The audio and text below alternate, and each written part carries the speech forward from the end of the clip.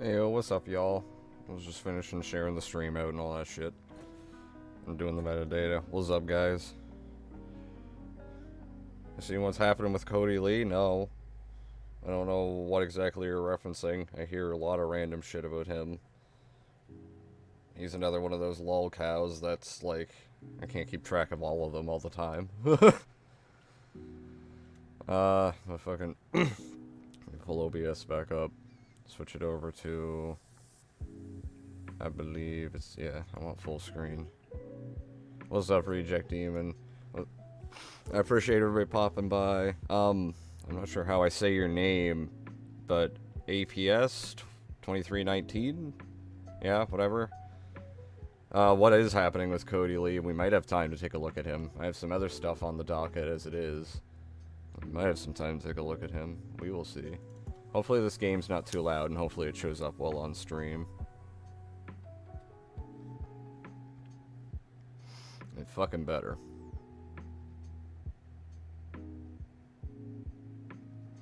Morning, Psycho. Never been on a stream for a while. What's up, Dr. Drag? I appreciate you stopping by, homie. I know you've been around for a couple of them. You were definitely here for the Harmon Smith book reading. I remember that. This is ever gonna launch. Come on, Black Ops 3. I know I haven't launched you in a while. Say my name, Mayo. That's how it's pronounced, motherfucker. It will always be Mario to me. That is your name.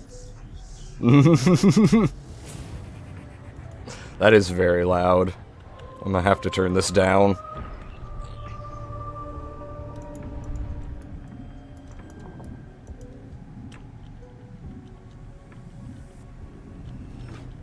Yeah, I can't turn it down yet.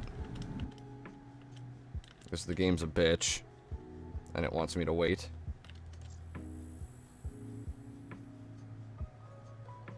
What's up, Golden Apples? Yeah, I'll turn the game down in a second, Reject Demon. It was very fucking loud for me, too. Blah. Where do I do that at? I remember... menu? I don't fucking... Yeah.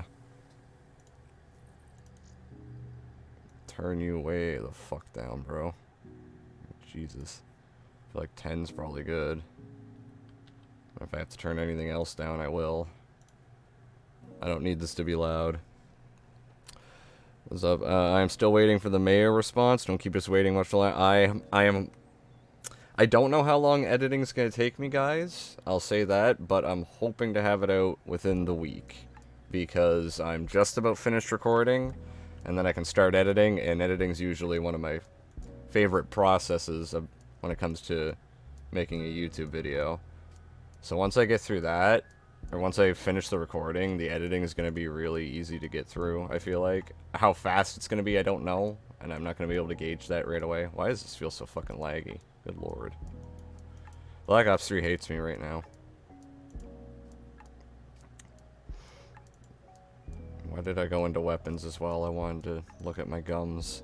I'm stupid as shit. He said Netflix Castlevania is bad despite having not watched it, then got angry when he said the books were awful despite having not read them. I mean, dude, that doesn't... It's Harmon. He doesn't do any bit of research or looking into things. Why do I keep clicking on weapons? I'm retarded. Jesus fucking Christ, kill me. Black Ops 3 really wants to lag.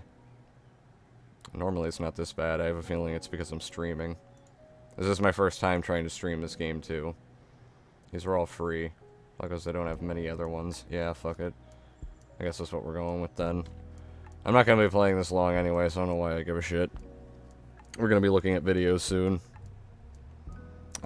2, he made a post saying he was unhappy about his weight, then asked how to filter out women in a dating app by weight? Okay. I know he had that video a while ago about Punt the Gun, and he's made no progress, so, I mean, get fucked. How long will you be gaming? No, at most an hour, if that. Depends on how good I do my first run here. Really. Because if it's only like 5 minutes because I fuck up, then I'm probably going to try again, but if I have a 15 or 20 minute run and I'm like, okay, I died on round 15, then, yeah, whatever, I don't give a shit. We'll go to videos after that. He boycotted Pokemon because Toby Fox was making some music. Well, yeah. It's Harmon Smith. I don't know what else to tell you. Dude's a fuck. Dude's a fuck boy. Psycho and his weird habit of clicking on weapons. I have a weird habit of being autistic when I'm trying to, like, talk and... Like, when I'm trying to talk and then do something else at the same time. Not necessarily multitasking, but talking and then multitasking when I'm talking, I guess. Because, I don't know. I honestly don't have an excuse. I'm just dumb. I picked a very awful map for this. I don't know why I thought this was a good map. This is going to be slow as piss. But whatever. He also called Doom Eternal bad when he only played half an hour of the game. Yes, I remember that.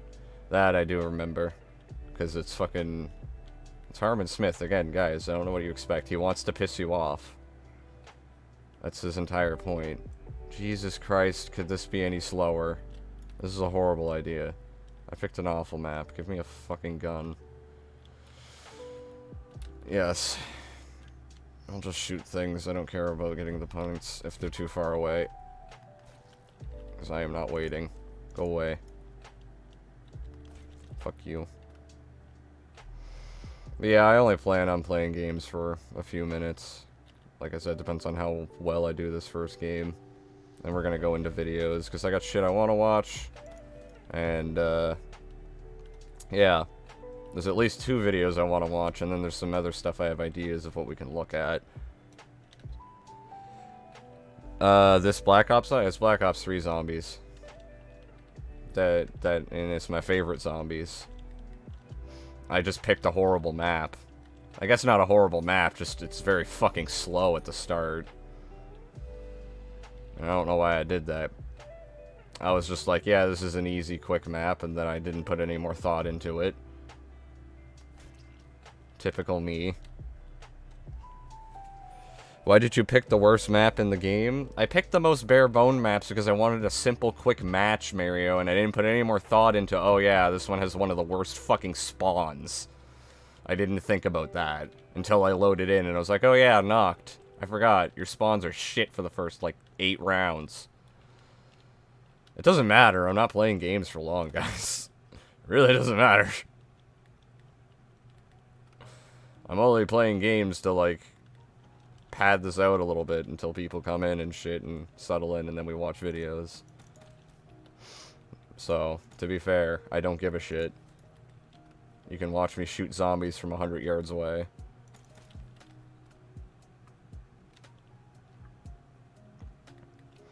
We've got 2 videos to look at, one of which is about a year old, to be fair, but it's Connor Shaw, and I only just started looking into Connor Shaw because of one of my last streams, because of you, Mario, you little shit. So, we were going to be looking at Connor Shaw's Doom Eternal review. Which, gods have mercy on my soul, I just finished watching it in VC the other night with Nier. It's gonna fucking kill me. Oh god, that guy, yes. Yes, Connor Shaw, that guy. We're gonna have a lot of fun. Do I open the store? Yes, I do. Because I have no standards, and I don't care. And I just probably made the spawns worse, to be fair. So, I'll play this for another, like, 15 minutes. Then we're gonna go into videos. Either 15 minutes or until I die. So what time is it? Okay. It's 10:55.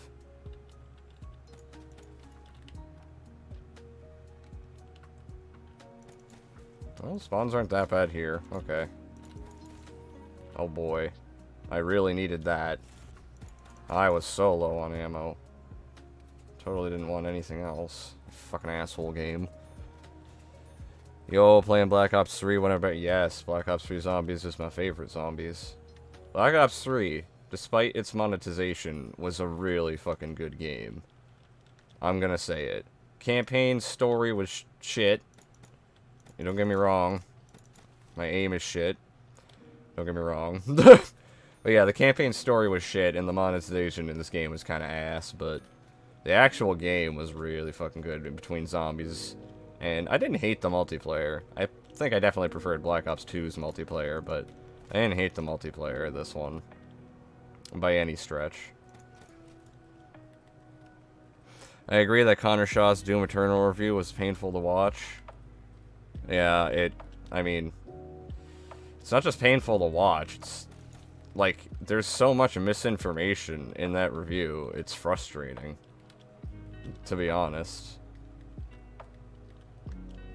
Where is the slot? Where? Fucking die. Go away.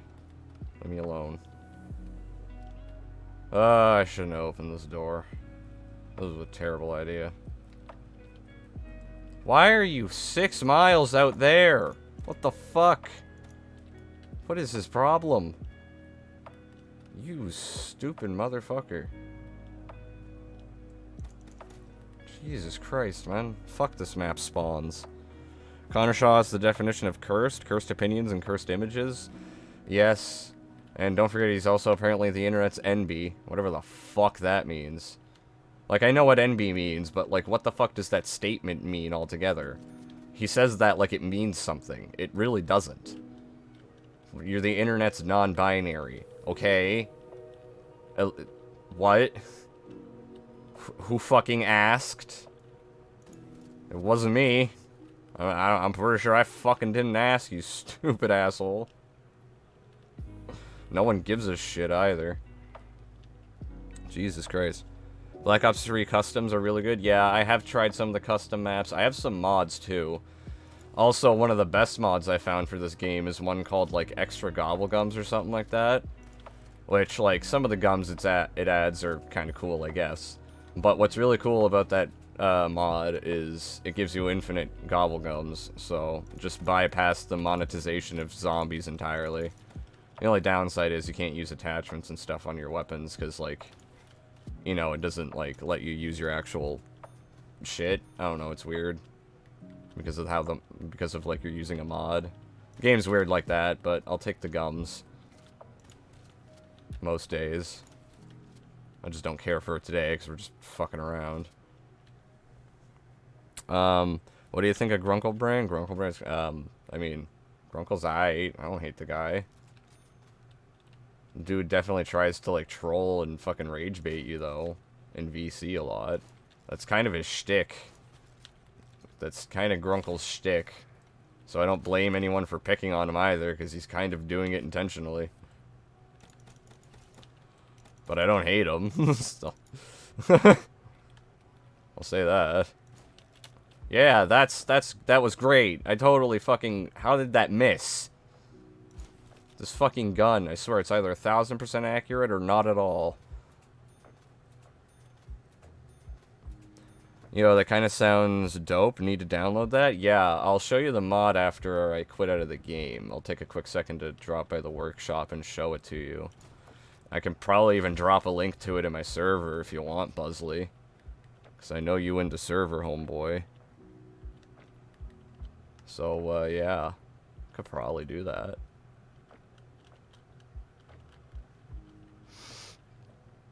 Did you get annoyed whenever he talks about New Vegas a lot? To be fair, Grunkle hasn't talked about New Vegas that much around me, outside of, like, the first time I interacted with him. Every other time, we just shit-talk him when he brings up New Vegas, so I don't really... He doesn't really say much. Other than I know that he simps for the game, I don't really hear it a lot. Pity on anyone that has, I guess, but not my problem.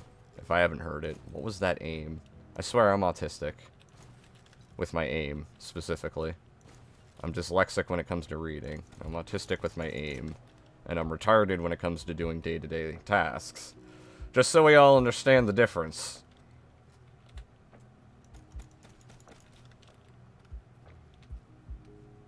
Ugh. But yeah, no, I don't think Grunkle's that bad. Is he annoying? Yes. Can he get on your nerves? Yes. But I don't think he's horrible. This is... fuck the Shiva, dude. Shiva's garbage. Good lord. Garbage weapon.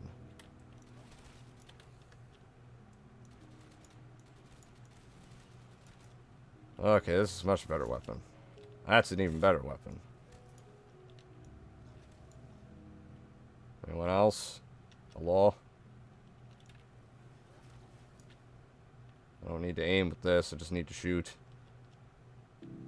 It's the glory of big gun. Oh, this map's spawns are ass. That's all I have to say. Fuck this map spawns. It is garbage. Absolute fucking garbage. You know, like, sounds, yeah, that does sound kind of dope. Okay, I'm gonna die reading chat. Jesus Christ. What is that? I'll take it, I guess. Whatever it was. Speak, Cora. Do you get annoyed when I do... I mean, yeah, sure, if I want, I will look at that tomorrow. Away from the computer. Yeah. I'll put it in the server as long as I remember to, Buzzlin. If I remember to. But I'm stupid, so I might not remember to. I'm only gonna play this for a few more minutes.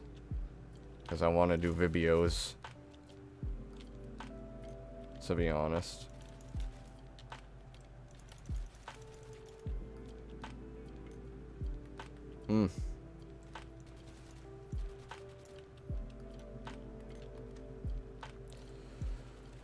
So yeah, we've got that video by Connor Shaw. The second video we're going to be taking a look at is one that BT sent me because he's doing a response to it. And it's terrible. It is a terrible video. I have to sit through both of these videos a second time.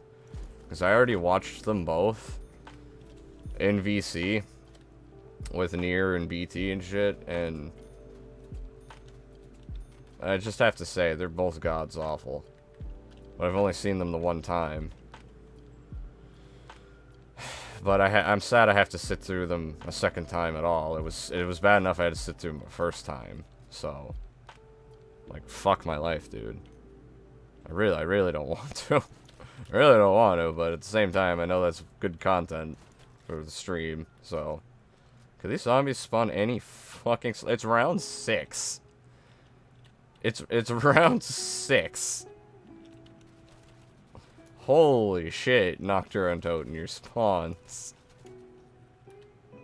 They are ass. Jesus Christ, man. Hello. Go away. Oh, you can please kill the enemy. Kill the zombie. You think the crap I coursed on Twitter is good content? Possibly. Like, I think it's definitely funny that people are that up in arms over a stupid fucking bottom of the barrel cringe ass like joke, like, well, based opinion. Like, how are people that upset? What you said wasn't even that bad. I don't understand. Twitter never ceases to amaze me with how fucking awful it can get. It's truly just a fucking pitiful website. You think the zombies could spawn any slower, guys? This double points is pretty much pointless. I'm gonna kill maybe 2 things with it. Watch. Maybe 2 things with it. Maybe. Oh boy, there's 1.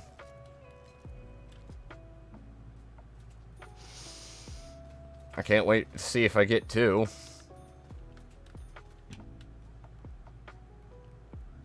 Fuck, this map spawns. Oh, there's 2. There's 2. I told you. What did I say, guys? We'd get 2. Oh, fuck this map. And you're running up there. No, you're not. Haven't interacted with Grunkle much, so not from... Not... Oh, you don't have an opinion on him? Yeah. Grunkle's alright, like I said. I don't think he's awful. Autocorrect. I smite the... fuck autocorrect. You should try Nightmare. It's a Black Ops 3 custom map. I think I've heard of that one, to be fair. Because, like, when I got Black Ops 3 on PC, obviously I was going to look into the mods. Who the fuck wouldn't? It's one of the biggest reasons to get it on PC. Plus, you know, I got my new PC. I wanted to get the games I liked, and Black Ops 3 Zombies. I mean, to be fair, I literally got this game just for the zombies. Because I like it that much. I broke a gimmick account, Chad. Dude, the fucking gimmick account. How? He removed you from your followers. It's so stupid. And just... Oh god, it's so dumb. And it's like, who the fuck asked about your opinions on this tweet? Like, just move on with your day if you don't like it. What the fuck? God, you're a little bitch. So yeah, no, it was just stupid. So, to be fair, we will be getting into videos here in just a fucking minute. I ain't gonna be playing this for much longer. Because I am getting bored of this map, for fuck's sakes. I'll play a better map next time. Fuck knocked. Play a more interesting map. Play the Giant, at least. At least that has good spawns.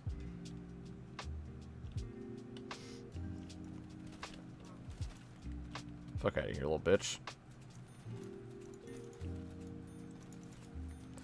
Oh, fuck. What's up, Psycho? What's up, Misfit? I appreciate you stopping by, homie. How you doing, my mans? We're getting into videos here in just a minute. Whether I die or not, I'm gonna be just calling it on the game. Because I got stuff I want to watch. Horrible shit that I actually don't want to watch, but I want to sit through on stream for y'all's entertainment. So that's what I'm here for. Good old-fashioned quality therapy. Oh, fucking hell. Time is it? Yeah, another couple minutes and I'm going to games. It's 11:06. It's gonna be sad that in those 15 minutes we didn't even get to round 10. I don't think in the next 4 minutes I'm gonna get to round 10. I'm just saying. I don't think it's happening. It just goes to show me how absolutely god-awful the spawns are on this fucking map. Just absolutely trash. For the first 8 rounds, like I said. It's like, once you get to round 10-ish or so, it probably would get a lot better as they start speeding up, but...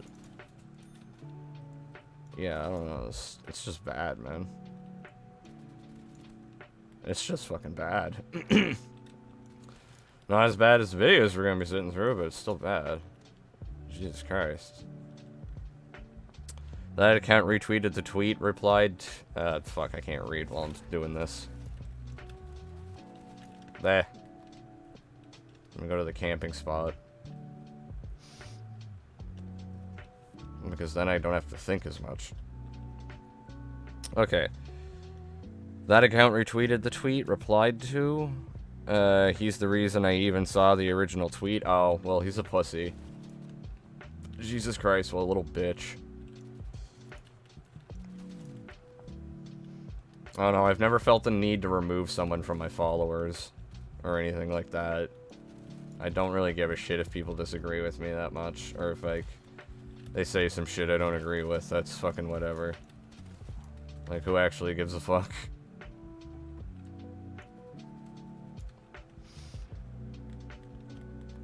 Alright. Round 8 is still going. This seppuku. I don't give a shit. Goodbye, world.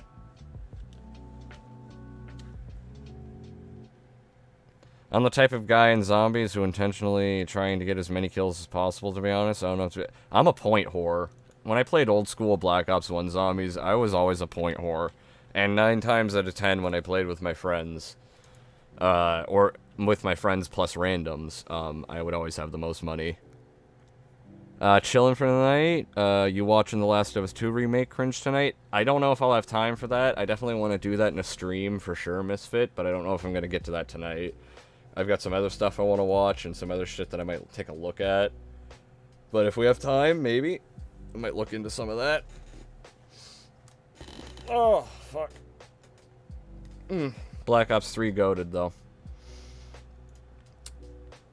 This is a good game.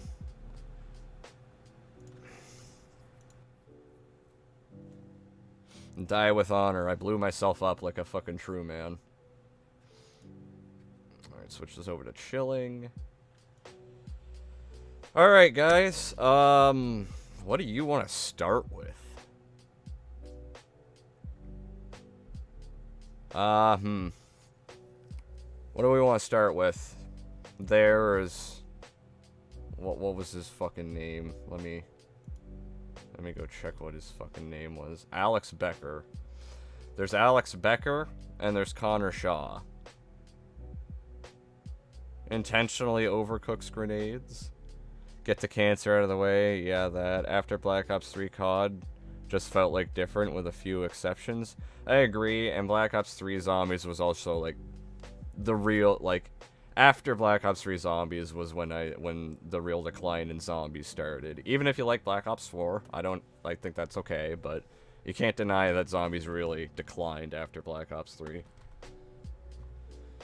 I'm not doing FNF cringe. Fuck that. I'm not bothering with FNF. I don't even care for it. We have 2 options to start with. Alex Becker or Connor Shaw. So far there's like 1 vote, I think, for Connor Shaw, which is Mayo. Reject Demon, I don't know if you're agreeing with him or not. So that could be 2 votes for Connor Shaw. Okay, that's 3 votes for Connor Shaw then with you. Okay, I guess we'll fucking, you guys really want me to sit through the longer video. Misfit, you want it, for fuck's sake.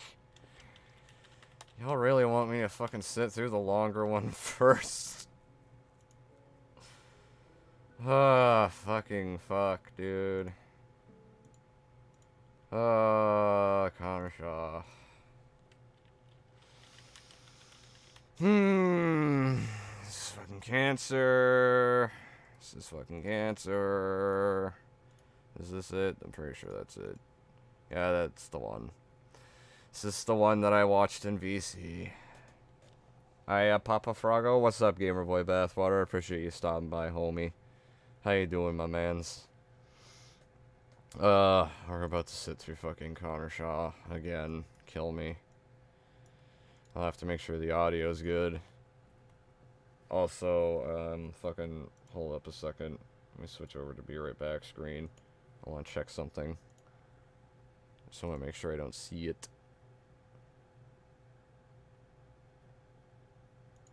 because here we go.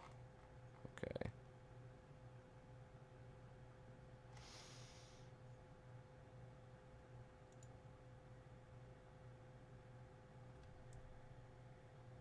Oh, fucking hell. Okay. So, back over to chilling, I believe.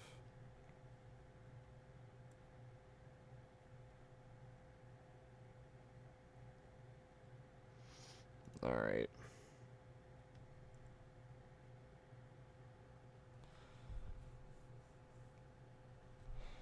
Alright, just give me a second here, guys. I'm looking at something.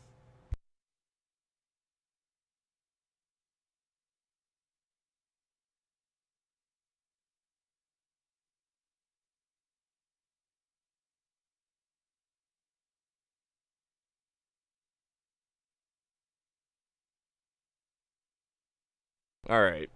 Okay, so y'all want me to get into Connor Shaw.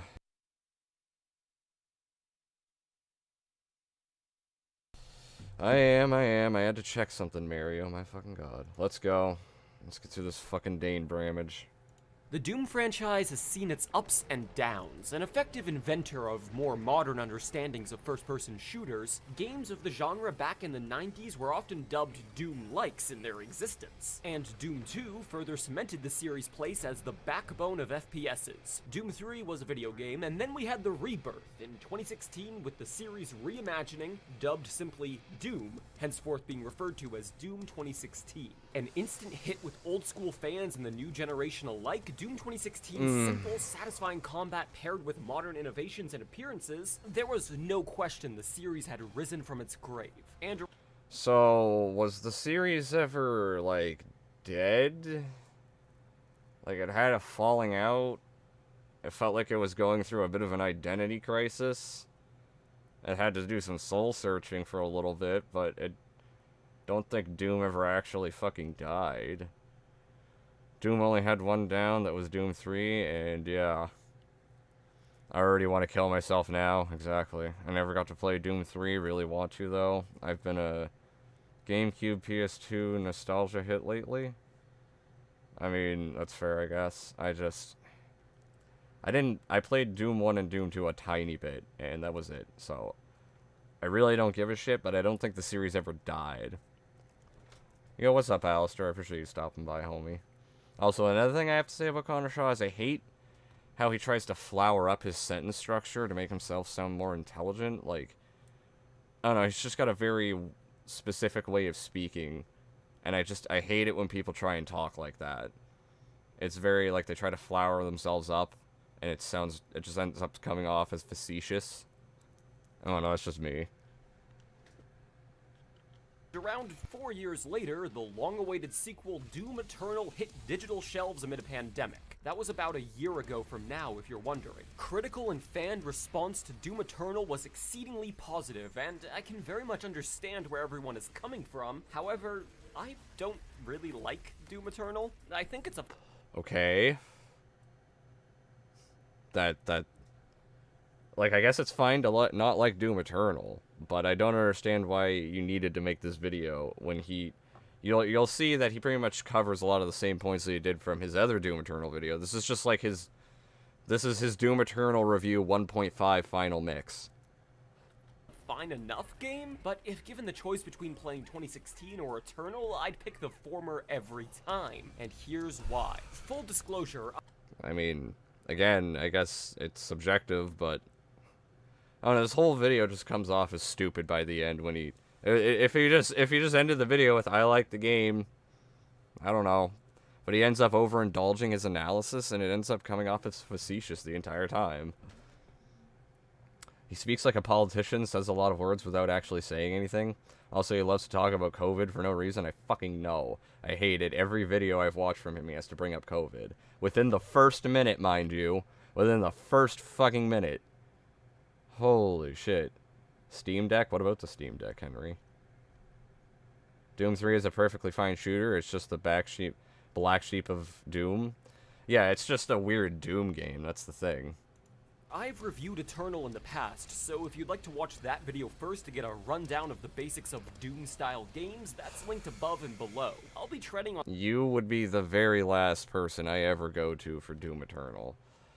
And as much as it pains me to say it, as much as it really does, because I hate this fucking individual, but I would probably go to Under the Mayo for my Doom information over you.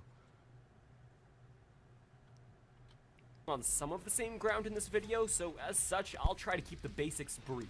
Both 2016 and Eternal scenarios are straightforward enough. You play as a generico dude with many guns and more anger still, blasting your way through complexes full of demons from hell itself. I just want you guys to really pay attention to his fucking B-roll, too. It is painful. It is absolutely god's awful. Just watch him. Blasting your way through complexes full of demons from hell itself. No weapon swapping, no dashing to get closer to that spider faster, or the Arachnotron. Upon dealing enough damage to demons, they'll glow blue or orange, indicating they can be glory killed. This is done by melee bashing the enemy. He just walks right into the fucking flamethrower with his shotgun, and still no dashing around. This B-roll is some of the worst fucking B-roll you will ever see. It is terrible. And it just highlights how fucking bad it is or how bad he is at the game. It's like, no wonder you couldn't fucking review the game properly. You're retarded. Enemy to deal a lethal blow, with the animation modified by the enemy type, what angle you're approaching from, and the terrain upon which— Now see, this is just a nitpick in his B-roll. Just watch what he does. The animation modified by the enemy type, what angle you're approaching from, and— He dashes in for that random glory kill, because that's all Connor Shaw thinks to do, is the glory kills. And he bitches about them because he thinks like they're necessary. You know what you could have done in that situation? After you went in the glory kill? You could have, instead of dashing into them, you could have like meat hooked onto them and used your super shotgun to get a little burst of armor as well as a quick easy Mancubus kill. And that would have been way more effective, and then you had your dashes to dash into the next motherfucker, switch to your ballista, because there's another guy behind him. See, I'm just thinking about the mechanics, whereas Connor Shaw isn't. It's really, really easy to just sit here and break down how bad his B-roll is. The terrain upon which you're bashing. I'm not personally a fan of glory kills, at least not the frequency of which they're expected of you. To me— What frequency does the game expect glory kills from you? Because you don't have to glory kill. They're there for health. But it's not the only way to get health. The fact a console player is better at weapon swapping and movement than a keyboard and mouse player is shocking. Dude, most of my time in Doom Eternal is technically on console, and I can tell you I am leagues ahead of this gameplay on a fucking controller. It feels like enemies simply have a— Go back and look at how long it took them to select the shot. Oh, I know. I didn't comment on it, but yeah, they were also in the weapon wheel for an ungodly amount of time. You can see. From and the terrain upon which you're bashing. I'm not personally a fan of glory kills. It's pretty bad. At least not the frequency of which they're expected of you. To me, it feels like enemies simply have a bit too much health, and the glory kills lose their cool factor once you've seen the same animations play over and over again. Eternal— See, he's not thinking about the mechanics of the game, because glory kills are also there for iframes. Same thing with the chainsaw. It's not just there for ammo, it's there for iframes. It's just another glory kill, really. And when you start thinking about the game's mechanics, iframes become really, really important. Like, really fucking important. You use those to get out of really dire situations more than you do for their intended purpose of health or ammo half the time. You end up using the iframes. I'll add some more variety, but in my opinion, I'd much prefer simply killing enemies with my plethora of firearms. Nothing is stopping you from doing that, you absolute fucking troglodyte. Speaking of, Doom 2016's roster of weaponry is mostly maintained in Eternal, with some new ones to boot, but missing is the infinite ammo pistol used as a last resort when your supplies run dry. In lieu of this, the chainsaw, when used on foes in Doom Eternal, will spawn copious pools of ammo in a rainbow spray. Frankly, I really hate how he tries to flower up his sentence structure. It just fucking bothers me. this system feels excessive. In 2016, the chainsaw was simply a get-out-of-fight-free card. Depending on your fuel levels, you could use it to chop down all but bosses. It can be used for that. You have a refueling pip. You can use the iframes.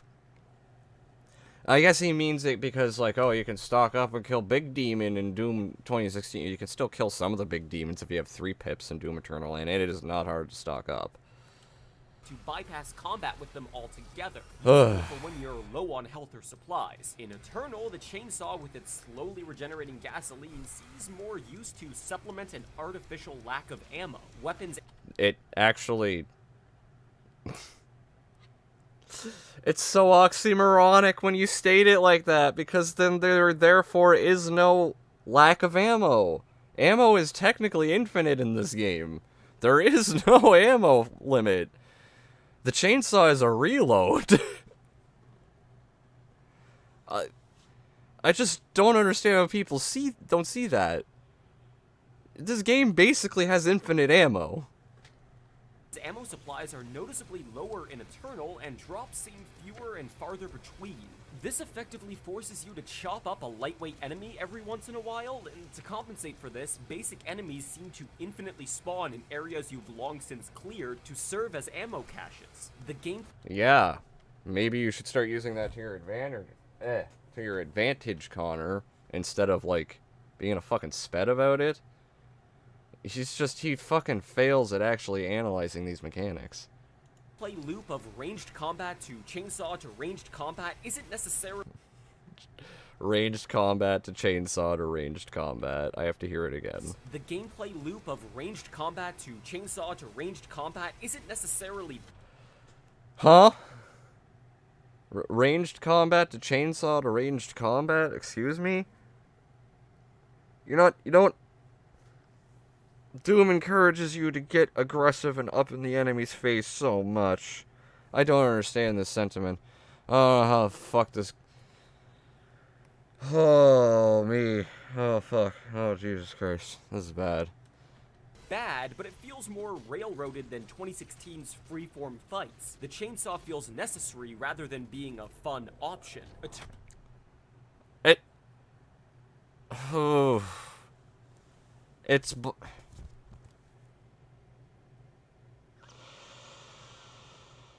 By that statement alone, you're pretty much saying you want the chainsaw to be more useless. So it's just there in the sandbox, you have less of a reason to engage with it as a mechanic in the combat. Are you fucking dumb? Holy shit. Oh my god. Ayo, brother Nier, I appreciate you stopping by. How you doing, bubby? I'm sitting through this Dane Bramage for a second time. Have pity on me. The reason the zombies respawn is so you can always get exactly. It's almost as if I'd want you to be constantly using the chain. It's not just that. You can use it if you think outside the box a little bit. Use your fucking flamethrower on a couple of those respawning zombies.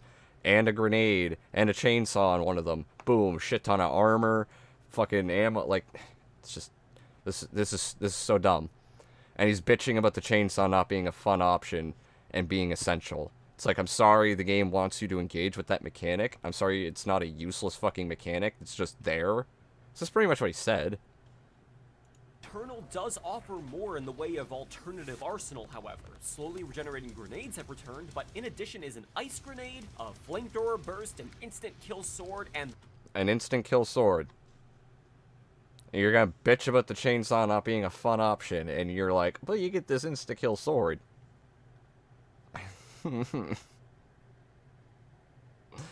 Fuck no. The blood punch. Grenades are self-explanatory, but do have the new feature of serving as a quick tool for dispatching cacodemons, the floating meatball things, by popping a grenade into their open mouth to instantly leave them open for a glory kill. While it's not instant, actually. It takes a couple seconds for them to swallow it. There's a whole animation we just saw. By popping a grenade into their open mouth to instantly leave them open for that whole animation that took about a second and a half. It's very instant. For a glory kill. While intuitive enough, I found myself only ever using grenades or the combat shotgun sticky grenade to deal with these types of enemies. Which is fucking retarded.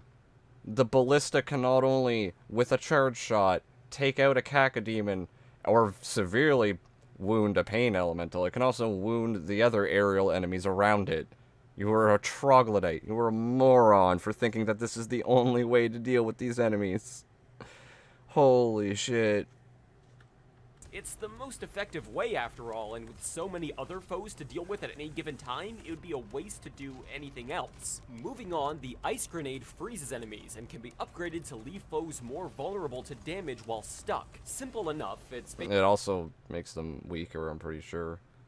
Shh, I'm not here? Okay, meme gamer. Whatever you say, homeboy. The Crucible is great. It really is. I fucking love that weapon. I still gotta play the DLC in Doom Eternal, guys. I haven't played that yet, but goddamn, I love this campaign. Basically an option to get yourself out of corners when pressured, although needing to actively swap between grenades or ice grenades to use one another takes an extra second I often found myself without. The flame... How? How? It's not hard. Jesus Christ, Connor. Just because the game wants you to act with reaction time doesn't mean it's impossible. Just learn the fucking game. Just play the fucking game. Play it, please, for more than like 5 hours. Belch doesn't deal damage of any note, but will make any damage dealt to inflamed foes drop armor packs to further increase Doomguy's survivability. However, upon hearing of these two mechanics, you may assume igniting a frozen enemy would shatter or melt them, but no, you're left with an enemy that's frozen and burning and taking no damage. Who fucking cares? Who and why? Who? He's gonna look at these two mechanics and how they could engage in really interesting ways in the combat, and he's gonna bitch about the fact that it doesn't melt them. Oh. He wants realism in a fucking Doom game. I'm still coping with this. Fucking Jesus Christ, dude. Rocket and Ballista, I don't need to say anything else. Also, Ballista Super Shotgun combo, also really good.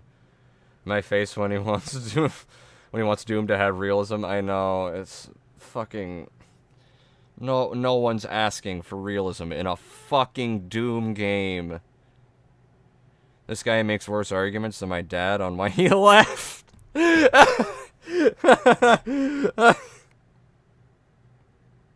That's fucking great. Hang on.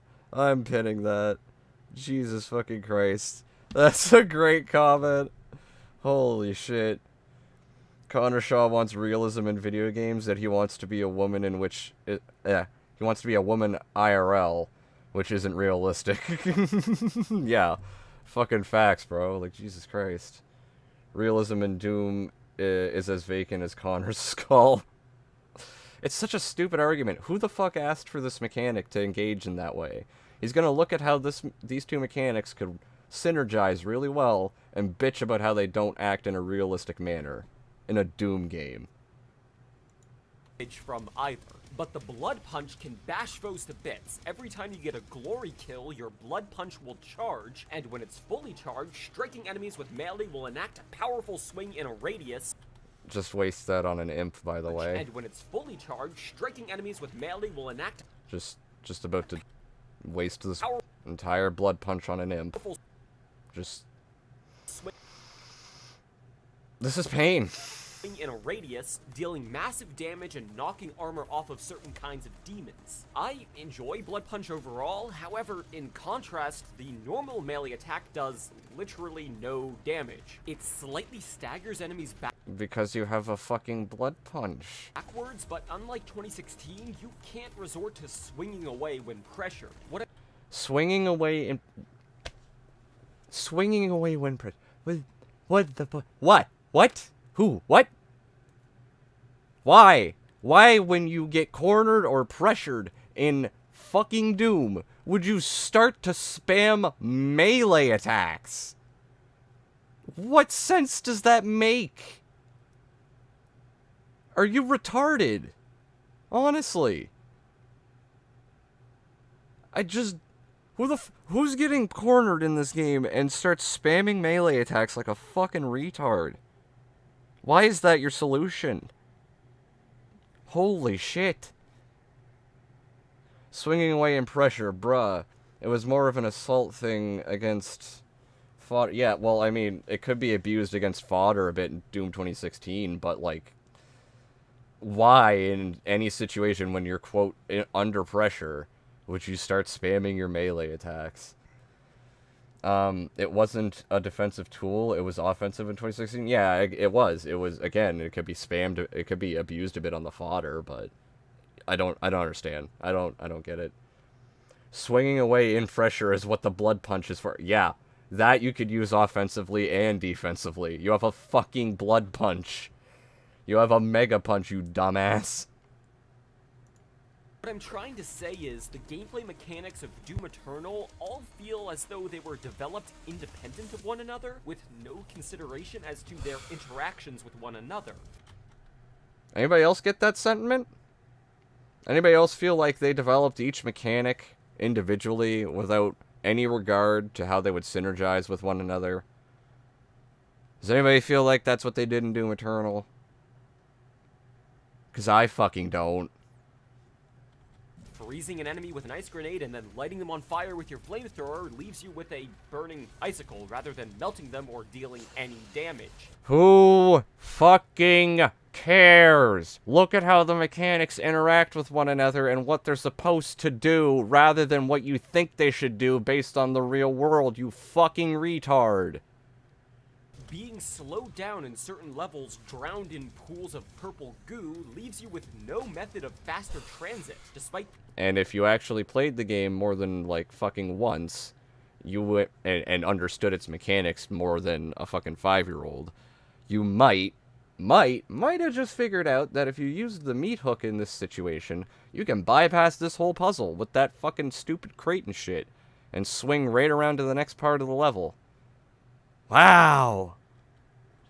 The game has in-depth mechanics! Holy shit. This is probably the same guy who couldn't get past the Cuphead tutorial. No, that was Dean Takahashi, but to be fair, they're about on the same level in terms of gameplay. Sometimes I do that, but only because I forget I had a punch or not. Well, yeah, it's okay if you forget if you have a blood punch, but Jesus Christ, it's stupid. It's almost like the mechanics complement and build on each other. How does this guy keep from wearing his pants on his head? I don't know. This dude is fucking retarded. He really thinks that none of the mechanics synergize. He's the same dude who would get mad over an infinite ammo power-up in COD because it's unrealistic. True. He probably gets mad at Call of Duty Zombies power-ups, for fuck's sakes. The dash mechanic being introduced. Melee attacks can shatter walls of steel and send giant blocks flying, but deal literally no damage to enemies without being charged with glory kills. Look at how the mechanics work in the game, you fucking idiot, rather than bitching about how you think they're supposed to work. Did you actually analyze what they do? Or did you just fuck around for 10 minutes and go, oh, it doesn't work how I want to? You stupid fucking troglodyte. Combat is meant to be fast-paced and ongoing, but is constantly interrupted by tutorial pop-ups or cutscenes indicating where to go next, seeing as the level design is doing you no favors and The level design is doing you no favors. The level design is doing you no favors. Not to forget, you have a fucking map! Holy shit, this is stupid. Oh my god. I think Connor Shaw would be mad at my based opinion tweet. Oh my god, what is he doing? Walking a straight line. The dude's fucking retarded. Yes, it is fast-paced, and he's also bitching about the level design. Again, the level design doing you no favors on where to go. Again, not to forget that you have a map. And yes, you can turn the fucking tutorials off. What the fuck? Oh, shit, this is terrible. That's what I mean. I'm trying to highlight the green maps near when I'm doing this. Look at it. This is a bright green fucking thing. This is littered around the game in terms of where to go, with platforms and puzzles, etc. The only things that aren't as highlighted are the secrets. Jesus Christ. Making that clear. Platforming off the beaten path to find secret extra lives and collectibles is encouraged, yet invisible walls and kill triggers are placed in otherwise innocuous positions. Those last two connect to one another quite well, by the way, as plenty of times tutorials are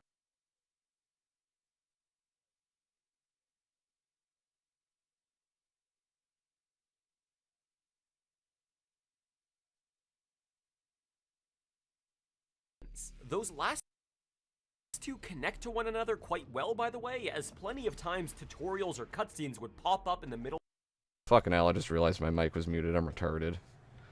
What I tried to say was, this is a weird example that he used, because I'm pretty sure that the reason they used, like, he might have a point here, but I'm pretty sure that they used this, or, like, they did that there because this part, that's where you have to go by the end of the level. So I'm pretty sure that's why it does that. It's just a weird example.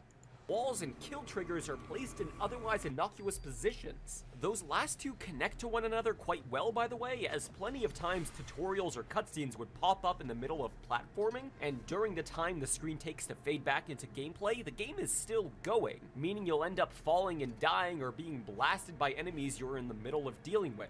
I mean, it's not really... I've never had a problem with that. The game really doesn't interrupt you in the middle of big battles, and maybe when you're in the air, but it's never been that big a deal that I fell off and, like, fucking died all the time. Like, maybe there's a tiny bit of a point here, but this is a nitpick.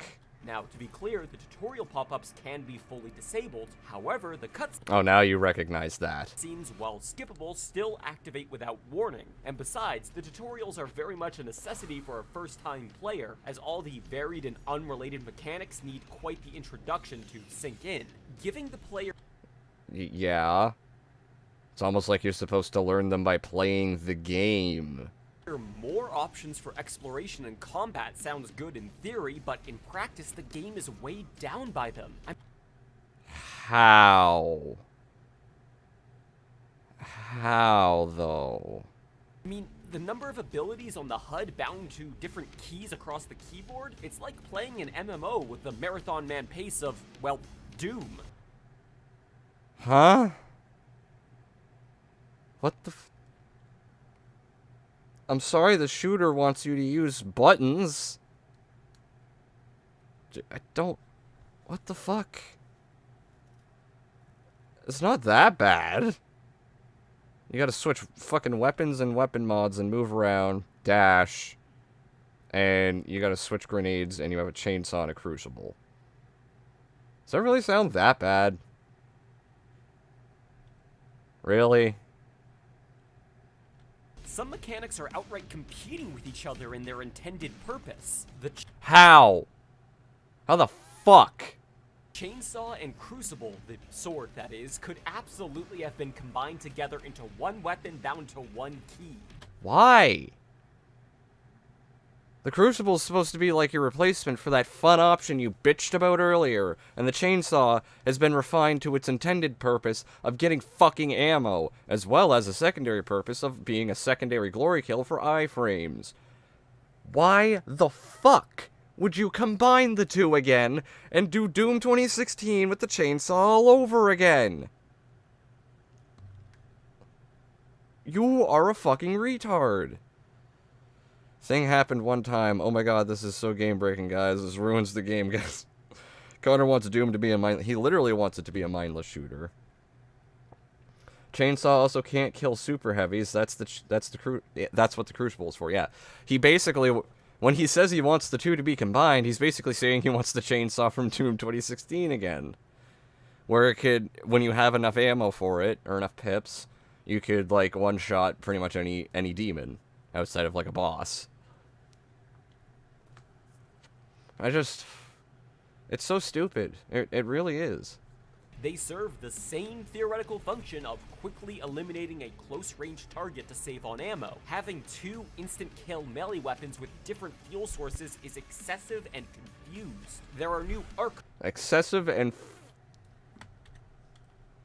melee weapons with different fuel sources is excessive and confused. Motherfucker. The chainsaw has a regenerating fuel cell. The Crucible has bright red glowing ammo pips that are on the fucking map, for Christ's sake. What are you on about? You have 2 items with 3 ammo pips each, both of which serve very different purposes, one of which has 1 pip constantly regenerating and is a gas tank to refuel it. The other one's a bright red fucking sword. How is that confusing? What the fuck? There are new Arc Vials, summoner-type enemies, who will spawn powered-up versions of demons who maintain their power until the summoner is killed. However, there is also the Buff Totem, which will continuously spawn and power up demons until destroyed. Why are these 2 separate mechanics? The fact that the game has to clarify with a pop-up when there's a Buff Totem nearby goes to show how similar and thus unnecessary having both of these features is. And that... I wouldn't really go that far. It depends on how you look at it. Sure, they both, like, buff the enemies the same way, but one is an actual demon you have to take down, a part of the combat. The other one is almost more like a puzzle when you think about it. When you really think about it, Doom Eternal is puzzles and combat, right? Platforming, puzzles, and combat. And to me, when it comes to those buff totems, they're more like a puzzle than they are like an archvile being a part of the combat. Because it wants you to go out and find it. It's just putting a little bit of pressure on you to find it in the middle of combat. You know what I mean? It's just kind of combining the 2 ideas of puzzle and combat at once. And in my opinion, it was a kind of good hybrid. It's not pointless, is what I'm trying to say. It's just stupid. He said archvile instead of archvile. Jesus Christ, I didn't even notice. Imagine getting 2 fuel sources confused. He'd play StarCraft and confuse minerals and gas. He's gonna confuse it for squamp. I'm sorry, I had to. He's gonna confuse it for the squamp. I'm sorry, did he say archvile? I guess he did. I didn't hear it. That completely went over my head, guys. If he actually said archvile, that's fucking sad. It's not even getting into the new Empowered Demons feature added after launch. This will randomly power up demons who have killed other players during their own campaigns, and drop more supplies as a reward upon being defeated. While I don't hate this conceptually, the fact that it effectively randomly buffs enemies means any difficulty balance this feature could supply has gone out the window. You can turn it off. You can turn off that feature. And it's a spontaneous challenge for the people that do want it. There is absolutely no issue here to be had. You are nitpicking. I'm gonna have to lurk for a bit, to finish an overlay. Yeah, that's fine, homeboy. It's all good. I'm still gonna be sitting through this Dane damage. Squamp exactly near. What's up, Hidden Galaxy? I appreciate you stopping by as well, homeboy. Sitting through Connor Shaw cringe. You can't turn this off. Wait, I'm pretty sure you can turn that off, can't you? You disconnect from that. I swear there was an option for turning that off. I mean, regardless, it's not a big fucking deal. It's still a nitpick either way. Because it's literally a spontaneous... Those demons aren't even that difficult. I forget what it was when I looked it up, but they really don't get that huge of a fucking buff. They aren't that more difficult to take down than the base version. Speaking of the campaign, as I mentioned, I don't much care for the story of the Doom games, so I enjoy the ability to skip cutscenes, which was quite lacking in 2016. I can just enjoy the ride without asking why. However, the plot of Eternal is far less secondary as compared to 2016's, meaning that while cutscenes can be skipped, it feels weird to do so? There was clearly some thought put into this narrative as much as I dislike it. But during the cutscenes I did watch, it's clear the Doom guy also doesn't care about the story. All around him there's this creepy messiahification of him, which is really not pleasant to watch. Huh? What? Huh? That just went... What? What the fuck? Okay, I have to process this. The cutscenes are bad because I skipped them and it feels disjointed. And there's a weird messiahification of Doomguy, which you don't like. I don't get your criticism here. What's the point? I really don't get your criticism here. You skip a cutscene, it's gonna be disjointed in a game, probably. And I really don't get your other point. I truly don't. What's the fucking problem? It's not enjoyable nor interesting, just gross in my opinion. But Why? Please elaborate, Connor. Don't just fucking say shit. Oh my god. He's gonna move on and not elaborate at all. aside from a handful of flashbacks with some real Game Awards deserving delivery,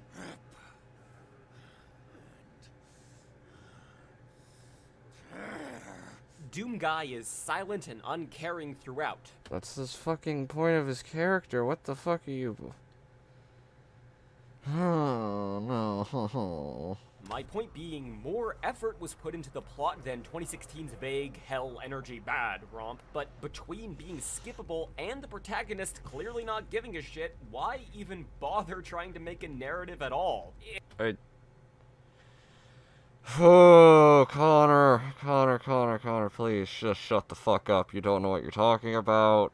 They did exactly what the fans wanted to with this game's story. They pretty much did exactly what the fans wanted to. And how they handled its integration with the gameplay. Why are you bitching? It's fucking Doom. It doesn't need to be deep. It's not trying to be fucking deep. What the hell are you on about? All about the speed, the combat, the exploration, and finding secrets. The ideal balance for me would be 2016's simpler narrative, which also makes the protagonist's lack of care for the story itself more charming, but with the ability to skip cutscenes, so... Huh? Upon replaying levels, I can get to the meat of the matter. I'm sorry, what the fuck are you saying? Also makes the protagonist's lack of care for the story itself more charming, but with the ability to skip cutscenes. Doomguy didn't care in either fucking game, and you can skip the cutscenes in either fucking game. It does not impact your ability to play the game and enjoy the game like you were asking in either of them. What the fuck is your point? Connor, please! Makes sense. Oh my god. Is it gross because he's a Chad who doesn't care about what people have to say? Who, what? I don't understand what the context here is. Also, according to Twitter DMs, I'm stealing PS2 games because I'm playing them on an emulator. Fucking hell, it's so stupid. Is he one of those clowns who got mad Doomguy actually spoke in the game? Probably. I mean, it is just like in every Doom game. It's just like in any fucking game, though. His lack of care for the story itself is charming. Apparently, he can't apply this to Doom Eternal. That's what I'm trying to say. Nothing of what he's saying can't be applied to both games. He's literally describing both games. Imagine this guy would complain about Max Payne being depressed because it's uncomfortable and gross. I mean, fucking probably, dude. He can't understand what they're trying to do. Holy shit. He would make more sense if he said less words. I mean, that's part of my problem with how Connor Shaw speaks. He tries to flower up his sentence structure and make himself sound more intelligent. It's like, can you just speak like a normal fucking human being for once in your life instead of trying to, like Mario said earlier, trying to make yourself sound like he sounds like a fucking politician. And he speaks and he says nothing because of how he tries to flower up his sentence structure. I hate it. It's the most fucking annoying thing with these type of people. So upon replaying levels, I can get to the meat of the matter, the gameplay. You can do that in both games. Speaking of, let's get back to that. The rune system makes a return from 2016. Equipable unlocks which augment your abilities, such as more air control, faster glory kills, etc. There are also Praetor tokens, which augment your abilities, such as faster equipment cooldown, more quickly platforming, etc. There are also crystals, which increase your HP, ammo, and armor, and augment your abilities, such as faster flamethrower cooldown, more health on glory kills, etc. There are also weapon mods, which augment your abilities and have their own 2 currencies, which further... Okay, this could have all been one fucking system. Really? Bind together the crystals, weapon points, suit tokens, mastery tokens, runes, all of it. Combine it all into one system of currency to purchase upgrades, or at least a smaller number of fragmented systems like Doom 2016. What is your point? You have fucking 3 menus. 3 menus. It's not that hard, bro. RPGs are more complex than this. It's not that hard. Upgrades, or at least a smaller number of fragmented systems like Doom 2016. The menu is confusing, unintuitive to navigate, and remembering what upgrades you... The menu is confusing and unintuitive to navigate. What is that difficult about pressing Q, E, A, and B? I really want to know. What is so difficult between pressing those 4 buttons? Please, elaborate, Connor. Currency to purchase upgrades, or at least a smaller number of fragmented systems like Doom 2016. The menu is confusing, unintuitive to navigate, and remembering what upgrades you've unlocked is tricky in a pinch. Not to mention that spending Sentinel batteries, another fucking system of currency by the way, to unlock upgrades in your home base doesn't auto-save the game, meaning if you wish to upgrade everything before taking a break so you can jump right back in next time, well, you can't. While on the subject, the Doom Fortress, a retreat to practice combat and unlock upgrades between some levels, is a giant main menu with... It's a hub. It's a hub. There is nothing wrong with having a fucking hub world, you troglodyte. Oh, holy shit. He's been watching too much CNN. Why is he getting angry at this perfect system? I don't know. They couldn't make the upgrade menus any bit. Like, there's 3 fucking menus, dude, and it's just a couple of buttons. It's not hard to navigate. I don't understand what he's... it's brain damage. Holy shit. He wants, one system because he's too special to navigate the Doom Eternal menu. I mean, literally, he can't fucking figure out a couple of menus. One is for weapons, one is for your suit, and one is for runes. They have major differences from one another, and combining them would be a flawed decision. Not only flawed, but his original point of them being unintuitive to navigate and difficult to, like, figure out in a pinch, etc. It's all... That sounds like a you problem, not a problem with the game. That is a subjective you problem. With story beats spread around it simply for the sake of taking up more time. Being able to look at your collectibles is cute, but the sheer amount of time traveling between... The fucking B-roll here. Just watch. Between runes takes in this confusing layout is a mess. This game is a mess. And I haven't even gotten to the glitches yet. No game is safe, of course, but Eternal, even You just can't get out the fucking door. Oh my god. nearly a year after launch, is still plagued with broken interactions, dysfunctional AI, and crashing. Enemies will instantly respawn upon dying. Glory kills will send you flying through the floor. I wouldn't be complaining if it wasn't so genuinely distracting from otherwise satisfying combat. Now, on... I mean, the game doesn't feel that buggy to me. I've had, like, maybe 1 or 2 of these issues pop up. But, bruh, I don't my know. points thus far, I'm sure a lot of people disagree with me, and that's your prerogative. It's not my place to discount your enjoyment of a game that I don't personally like. But, rather than back off, I'm gonna go a little harder into territory I know most people disagree with me about. See? Here he is. Here's the fucking timestamp, 11:40, of him fucking admitting, I'm going into territory where people definitely disagree with me. Then shut the fuck up and don't be a whiny little cunt in your very next video when people call you out for being a stupid retard. You're just admitting you know you have a bad take. Oh, well, I'm gonna piss some people off with this one. It's just like Mischief's tweet all over again. Yeah, bro, it's totally hard to navigate 3 fucking menus. Exactly. 3 fucking menus and a couple of buttons to navigate them. The gate doesn't want him to go through because even the game hates him. I don't blame him. Yeah, id Software hacked his game, bro. Hacked his game and said, fuck you, Connor. The Marauder isn't a fun enemy to fight. This guy with Yes, it is. a shield which can only be targeted at mid-range, and You can target him at any range. Connor, this gun you're using right now, the basic shotgun. You've got the sticky bomb mod on right now. Here's a little secret. Grenade the fucking floor by his feet, you moron. is immune to weapons like the BFG or insta-kill sword, you know, the weapons you'd ideally want to save for powerhouses like this, rather than use on mooks, but... Oh, Jesus, I'm retarded. He had the auto shotgun. I haven't played Doom Eternal in a while. Still, sticky bombs. Use them at his fucking feet. Like, holy shit. Anyways, the Marauder instantly shields itself upon incoming damage, except for right before its attack as its eyes glow green. In theory, this idea works well, especially during a mid-campaign boss battle which uses the same mechanic to great effect. In practice, however, every Marauder encounter is filled with backstep. See, there you go. Sticky shotgun. Use that at his fucking feet. That's what I want you to do, Connor. Please. Use that at the Marauder's fucking feet. Use the goddamn remote detonate rocket launcher and shoot it at his side. Okay? And if you're fucking...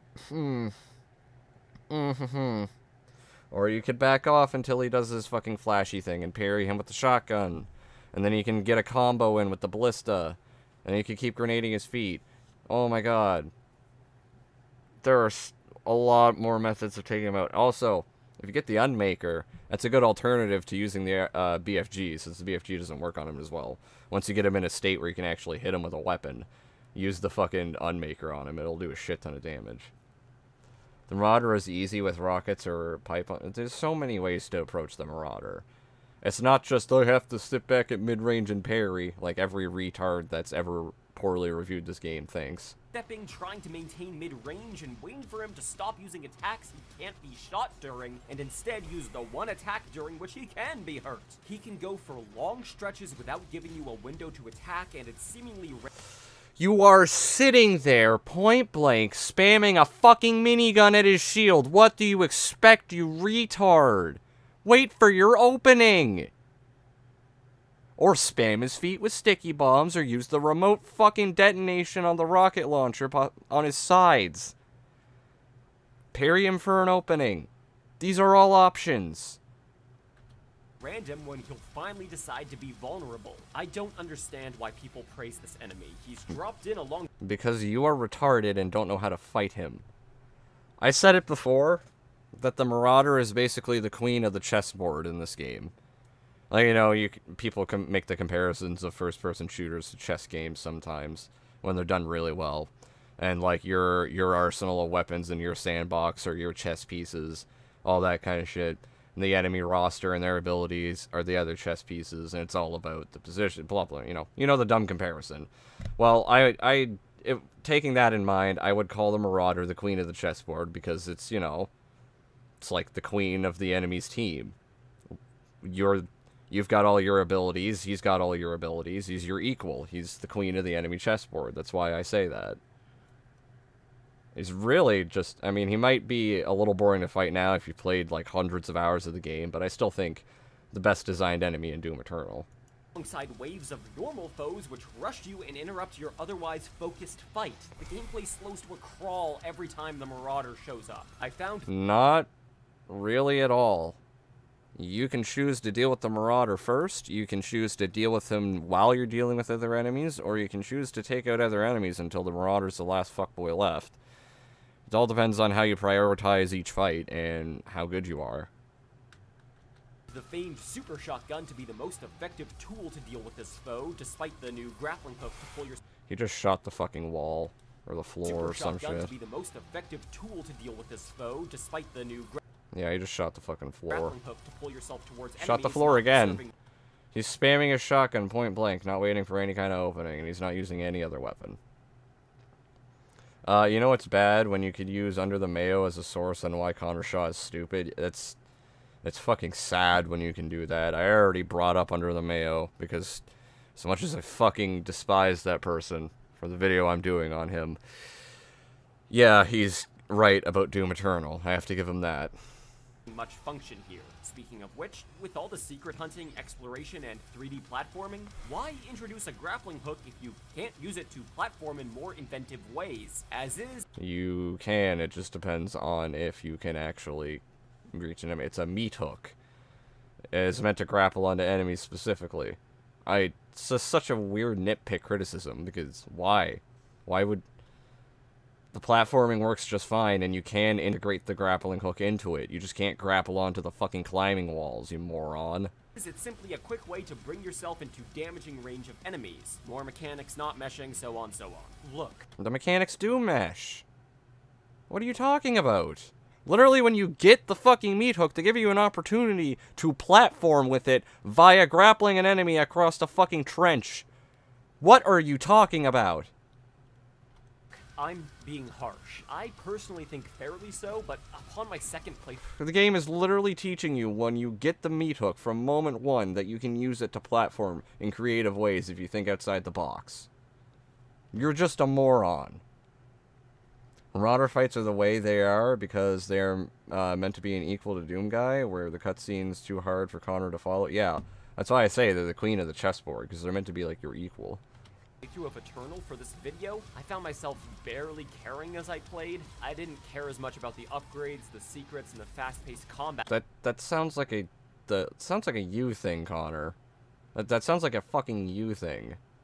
Because everything in this has gone over your head so far. As I did during my review. Some positives I mentioned back then still hold true, such as being able to dodge enemy projectiles with the dashing, the hidden trophies proving a fun prize, and again, the core combat itself. The combat which has all but entirely been passed down from 2016.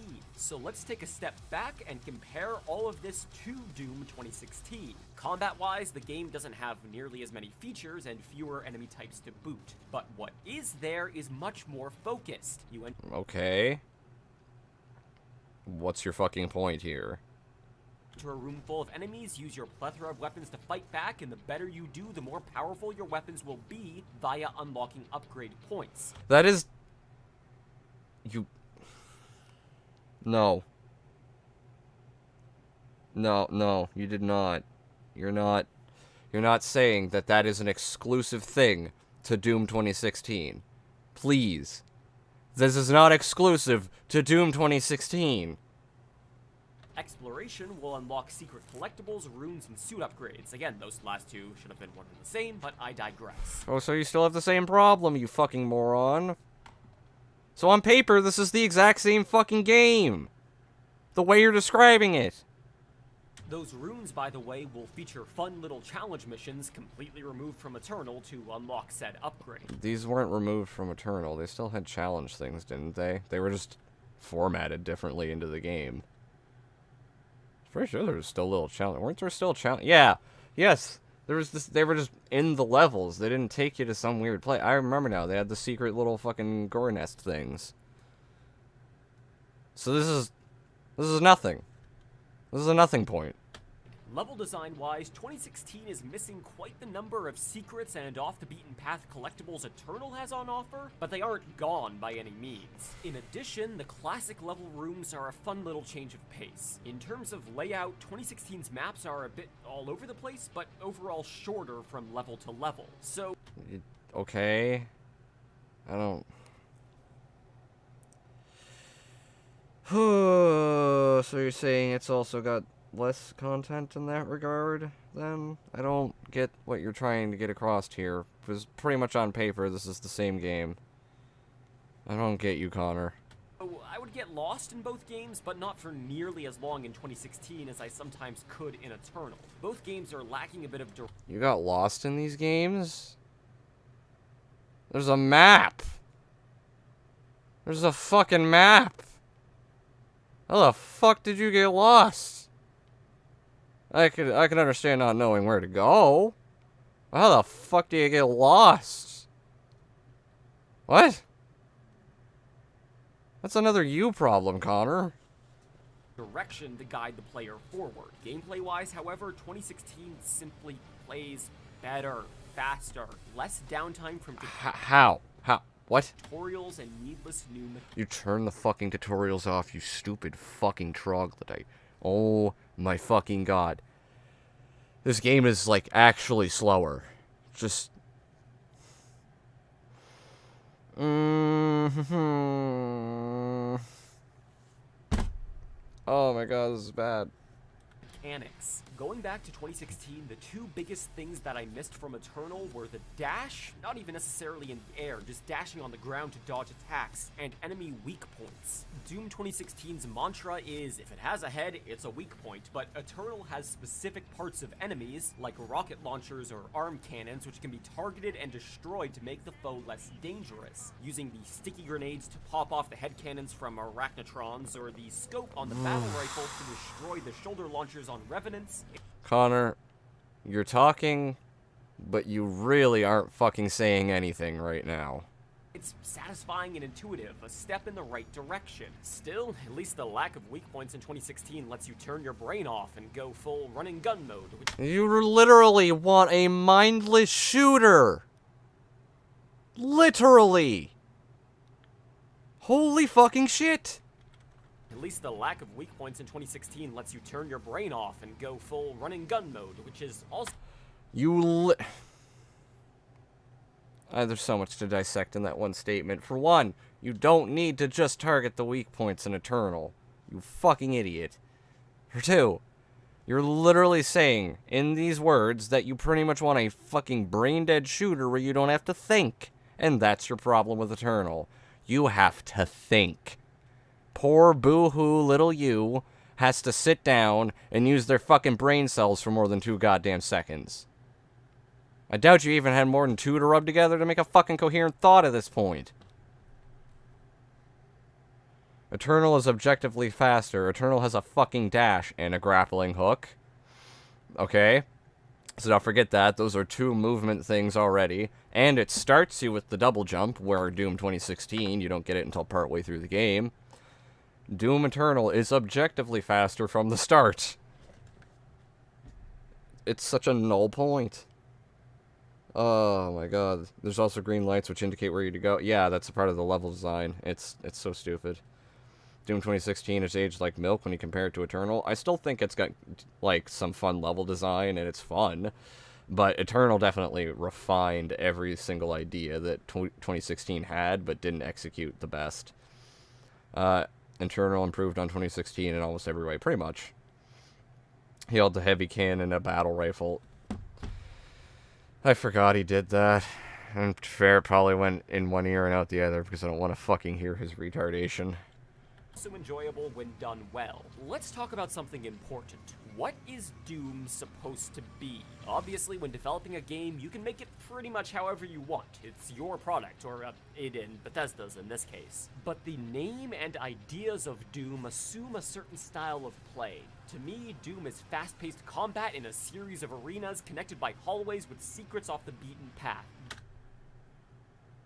On paper, that is the same fucking thing! What are you talking about? Oh my god! That is oh no. Fucking god, Connor. That is the same thing on paper. Demons and bloodshed, hell and brimstone, with a variety of firearms to spice up gameplay. That is the same fucking thing.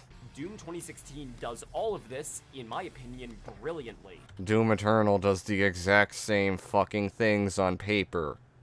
On top of that, there are also unskippable cutscenes which disrupt the flow, which is a bit obnoxious. Eternal, on the other hand, does all of these things very well, but in addition, there's 3D platforming, various side-grade kits, specific enemy weaknesses, and a level of difficulty that expects you to use all these mechanics in tandem without actually offering any particularly fun methods to do so. Straw man argument, that's all I have to say. This is, you are building up a false argument based on your preconceived notions of the game because 90% of its mechanics went over your head. You literally bitched about the realism factor of an ice bomb with a flamethrower rather than looking at how the actual mechanics synergize. I'm sorry, but Connor, you absolutely fucking failed at analyzing these mechanics if you think they don't offer any fun ways to engage with them. You are stupid. You are beyond dumb. Oh my fuck.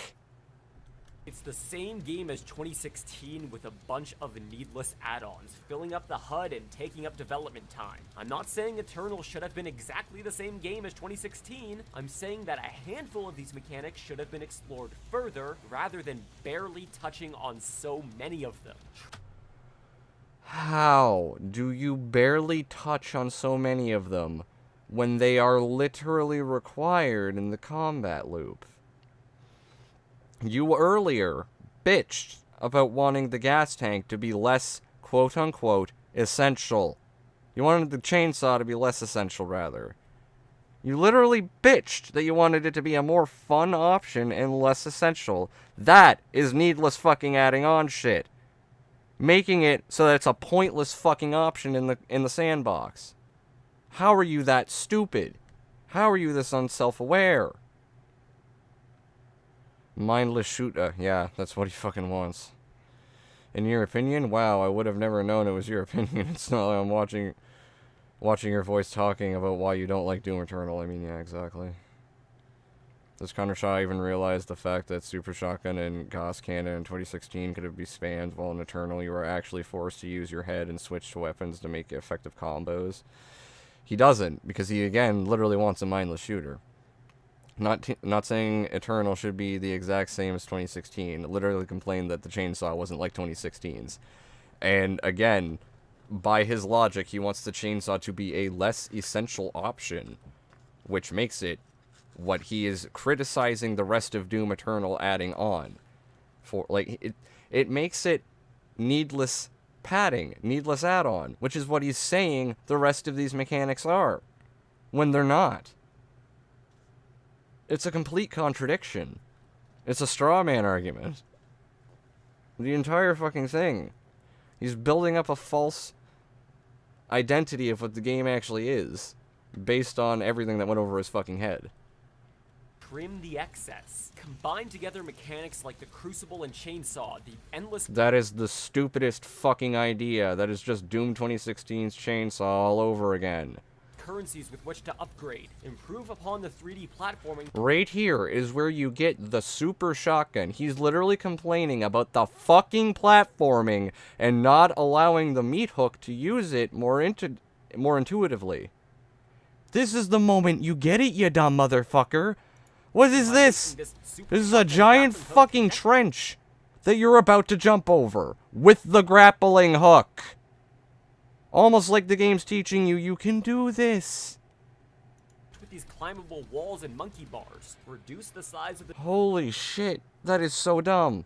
The Doom Fortress to cut down on dead time. There are so many ways in which Doom Eternal could have been a direct upgrade to 2016. You just missed a grenade point blank.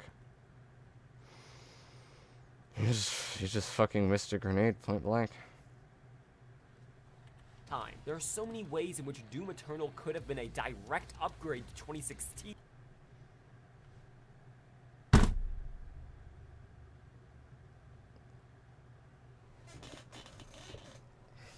How?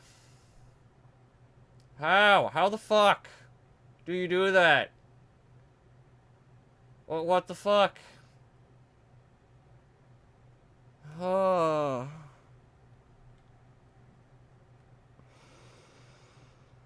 Okay. But instead it feels like the same game with tacked on bullshit. As a result, I prefer the simpler, clearer, more focused 2016. You want a mindless shooter by your own words. All the thrills without the frills. Now, I'm not going to be discussing content aside from the campaign. I think I've made my points clear. I caught it just in time. I remembered. He switches to the fucking pistol. He switches to the fucking pistol to fight a Revenant. This is one of the later levels of Doom 2016. I know by the area.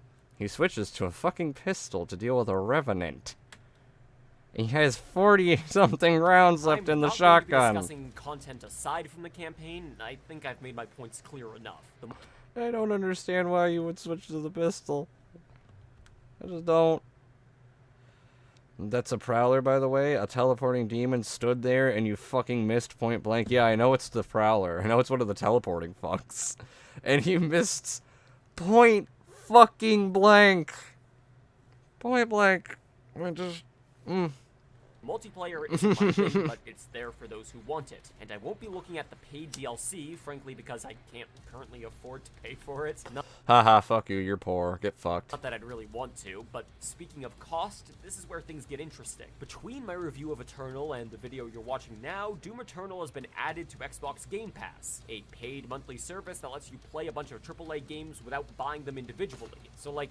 I know how fucking Game Pass works. If you have Game Pass for one reason or another, Eternal is already in your library. All my gripes with this game are made to show how I see Doom 2016 as a superior product. Which is pretty fucking stupid by pretty much everyone but yourselves standards. Like, everyone but your own. I just... You can't review video games, Connor. Please stop trying.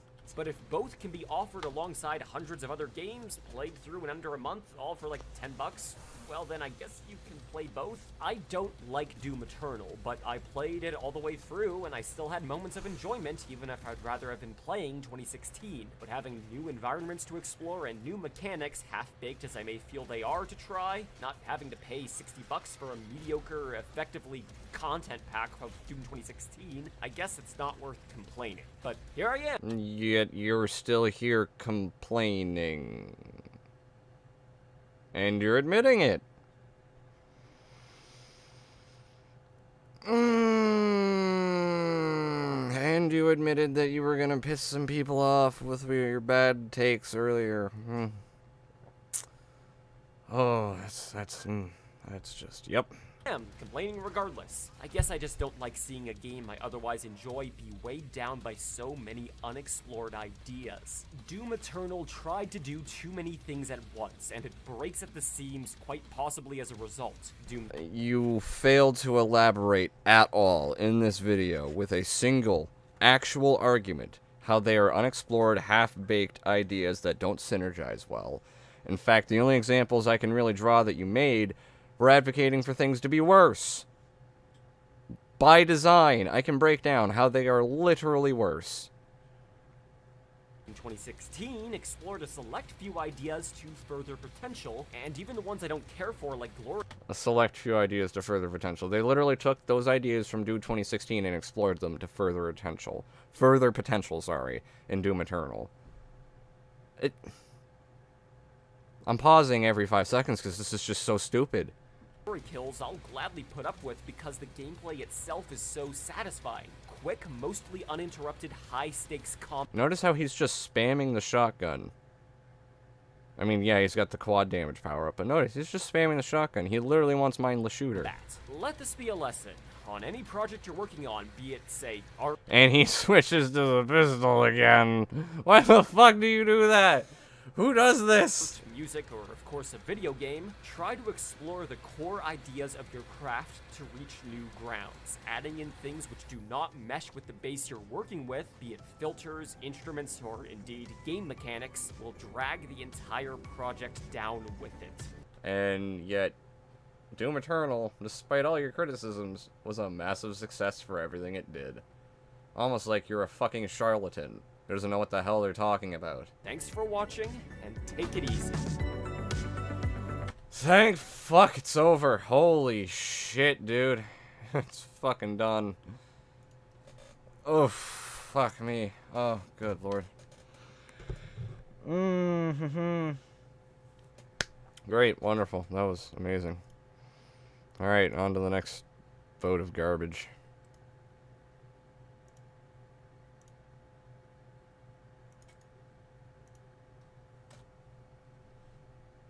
Okay, Now, this is an awful video that I also watched in VC. Near, you'll remember this Dane Bamage. Holy fucking shit. Let me read chat for a minute. Isn't the season pass like 25? I have no fucking idea, but to be fair, Connor Shaw just complains about money regardless. Too much gameplay. Yeah, too much fucking gameplay. Why is he talking like an expert? Like, he's not an expert. He thinks he is. He's a fucking moron. Why does Connor want the pistol to stay? I don't know. I really don't know. And you watched this. Well, I mean, I watched this too already. It's pretty painful. I'm getting this weird feeling he's one of those motivation channels that hate video games. Kind of. Yes. You're not wrong. And also, do you get the vibe that he's a sports dick? Look at him. He looks like one of those sports dicks. You know? You know what I'm trying to say? Like, he literally does. The sports douche. Which was confirmed later on in the video, I'm pretty sure, so.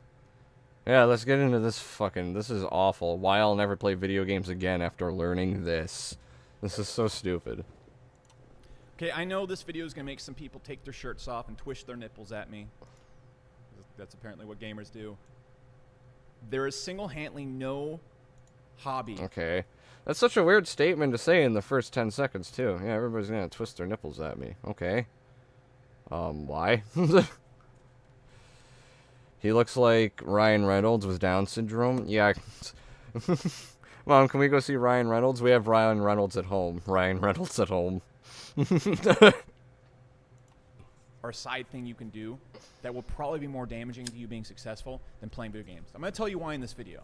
So just listen up, because it really messed me up for years. And while I'm not the most successful man ever, I've built multiple businesses that have done tens of millions of dollars worth of sales. Here's just one of them on one payment processor. Oh, wow. Good for you. And no, I don't have a course or anything to sell you. I generally just want you to stop this because it's really bad. And I would straight up and look you in the face. Which is pretty fucking hilarious, because I'm pretty sure at the end of this video, he starts selling his fucking courses to us. Or trying to. And tell you that binge drinking probably has less of an impact than playing video games. To an extent. So look, let's just get into it. I know what you're going to say. Alex, you play video games. And Elon Musk plays video games. First off, most woke, most successful YouTuber of all time, also a billionaire, has a great body. I don't know if you see me with my shirt off. Who gives a shit? What is the point of sucking your own cock within the first minute of your video? You are an absolute douchebag. You are a fucking douchebag. Beyond. Continue sniffing your own fucking shit in the mornings, dude. Holy fuck. Lately, but it's fantastic. And I'm extremely family friendly, so everybody likes me. Exactly. Extremely family friendly. Everybody likes me. I'm better than you. I have a nice body. You're a fucking loser. Remember that, you dumbass. This guy's a fucking asshole. But then there's you. You don't want to compare yourself to that. And the next $10, I have a better body than him right now. I'll put money on that. I have a better body than you. I have the exact same build. Pretty fucking much. I mean, barring his actual face, but I'm scrawny as shit too, is what I'm trying to say. So. Next, if you're comparing yourself to Elon Musk, dude, if you had Elon Musk level skills, you'd be doing Elon Musk things. Okay, if you're watching this video, you're probably not doing Elon Musk things. So shut up, okay? Because you're probably. Yeah, guys, shut the fuck up. I know what I'm talking about. If you're watching this video, I'm better than you. You don't know what the fuck you're talking about. Jesus Christ, this guy's an asshole. Projecting? He's definitely fucking projecting, dude. He's definitely projecting that small dick energy. He's really projecting that fucking small dick energy, like, my god. I just want to go to work, earn money, and buy things. I don't care about running a business. Yeah, fucking facts. Holy shit. Like, I don't give a fuck about this business stuff. People like him are why I don't like the cities. Pretty much, I agree. Curb your ego. I mean, he does need to. I want Psycho's body, ayo. DMs later, near. But yeah, let's watch this fucking bullshit. Probably a normal person like me. And let me explain why a normal person like me, I'm joking before, can't play video games. And as an entrepreneur who's building businesses... What are you joking about? The fact that you're a normal person, or the fact that you're successful and better than us? Please elaborate. It's made me way less successful. And by the way, if you want to get into building businesses, I'm going to give you a ton of courses and stuff that I used to sell for free at the end of this video. He literally just said he wasn't going to try and sell us shit, but here he is. He's going to shill us his courses by the end of the video. To build businesses and whatnot. If you can't make it in this video, you're probably suffering from one of the main things that video games causes in a person. So just sit tight, okay?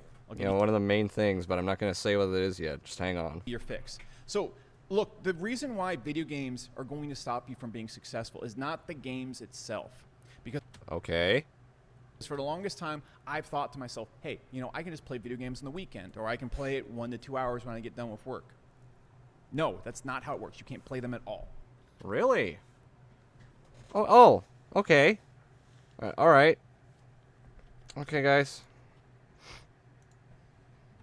I have to start uninstalling all my games, I'm sorry. Alex Becker made such a great point. I'm not allowed to play video games at all. I have to start uninstalling every single game.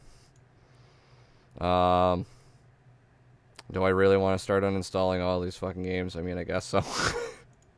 I'm not. It's gonna take so fucking long to get them back. I don't want to fuck And with by that. this, I mean playing video games at all. You can't even dabble because of how it affects your brain. I know it sounds excessive, but you're probably thinking, how could playing video games 30 minutes to an hour a week negatively affect my brain? 30 minutes to an hour a week. So he's literally saying, like, the most minimal case scenario, too. A week. It's very simple. The way your brain is set up to work is based off dopamine. Now, I can explain all the science behind it, but I will sound like an idiot. And I want to keep up. You sound like an idiot regardless, my guy. It didn't take much effort. You already have a good body near? I mean, he does, AO. And I know that's not what you're talking about. The cities are paying too much noise, and I don't like the city. I don't mind going there, but I definitely wouldn't want to fucking live there. Get to the point, you scam merchant. I mean, he's not just a scam merchant, he's a fucking fart-sniffing... Like, he sniffs his own farts, he's a fucking douchebag. He's one of those kind of assholes that's just a fucking egotistical retard. Up the veil of professionalism and smartness that is on this channel, so I won't speak science in front of you. So you just continue to thinking I'm a smart guy. But look, here's how it works. Here's the gist of it. My guy, I never thought you were smart. Dopamine is a 1, pain is a 0. The way your brain works is it operates in 1s and 0s, and it doesn't have context. And when your brain gets a 1, it's going to look at how hard it was to get that 1, primarily based around how much pain it took to get there. Okay. Why does that mean I can't play video games? I can find dopamine in other things in my life. Like relationships. Good times with friends. You know. Like other hobbies like writing, drawing. If you're into anything like that, there's other outputs for getting dopamine. There's other hobbies. By this logic, you can get addicted to any of these things. Video games aren't an inherently bad one to begin with. This is a stupid null point. Sup, gamers? What's up, PlayStation Gamer? I appreciate you stopping by, my mans. How you doing? Professionalism? How are you being professional? He's being a professional fucking douchebag, that's for sure. Yet he's sitting in a gaming chair. I know, that's the ultimate irony. He's in a fucking gaming chair. And your brain desperately wants to avoid pain, and it wants to get 1s as easily as possible. When you're playing a video game, you are able to get 1s in an insane amount. You're able to get so many dopamine hits, pow, pow, pow, pow, pow. What happens when your brain gets tons of dopamine hits very easily, it says, hey, everything else you're doing, that's not important. We need to sit down and figure out how to optimize the dopamine hits coming from here, because this is the #1 line. This is the #1 rail that we're getting all of our dopamine hits from. This is where we're getting our fix from. So you're assuming that people can't manage what they're... What? So because I get a lot of dopamine fix from playing a video game, that apparently means I'm not going to be able to be responsible enough to maintain the rest of my adult life? Like going to work, getting myself fucking breakfast, taking a shower, keeping the fucking house clean and shit? Like, what? How is this an argument? Now, I think if you're watching this video, you know that, okay, cool, I know that games are significantly more fun and addictive than doing anything that relates to success. I'm sure you've seen a person play... That's subjective. It depends on depends on the person, depends on their goals, aspirations, what they like doing, and what they're good at doing. This is an inherently subjective topic. You acting like you have the objective facts on it comes off as a narcissistic fucking retard moment. Play World of Warcraft for 12, 14 hours straight, but then they can't sit down and learn something new that will improve their lives immensely, and they'll keep playing World of Warcraft even when they know it's hurting their lives and actually making their lives worse. That's because, again... That would probably stem more so from an environment that causes depression. Because usually, I don't know if anybody knows this, addictions, particularly bad habit addictions, usually stem from a poor environment. I would fucking know. I've dealt with them.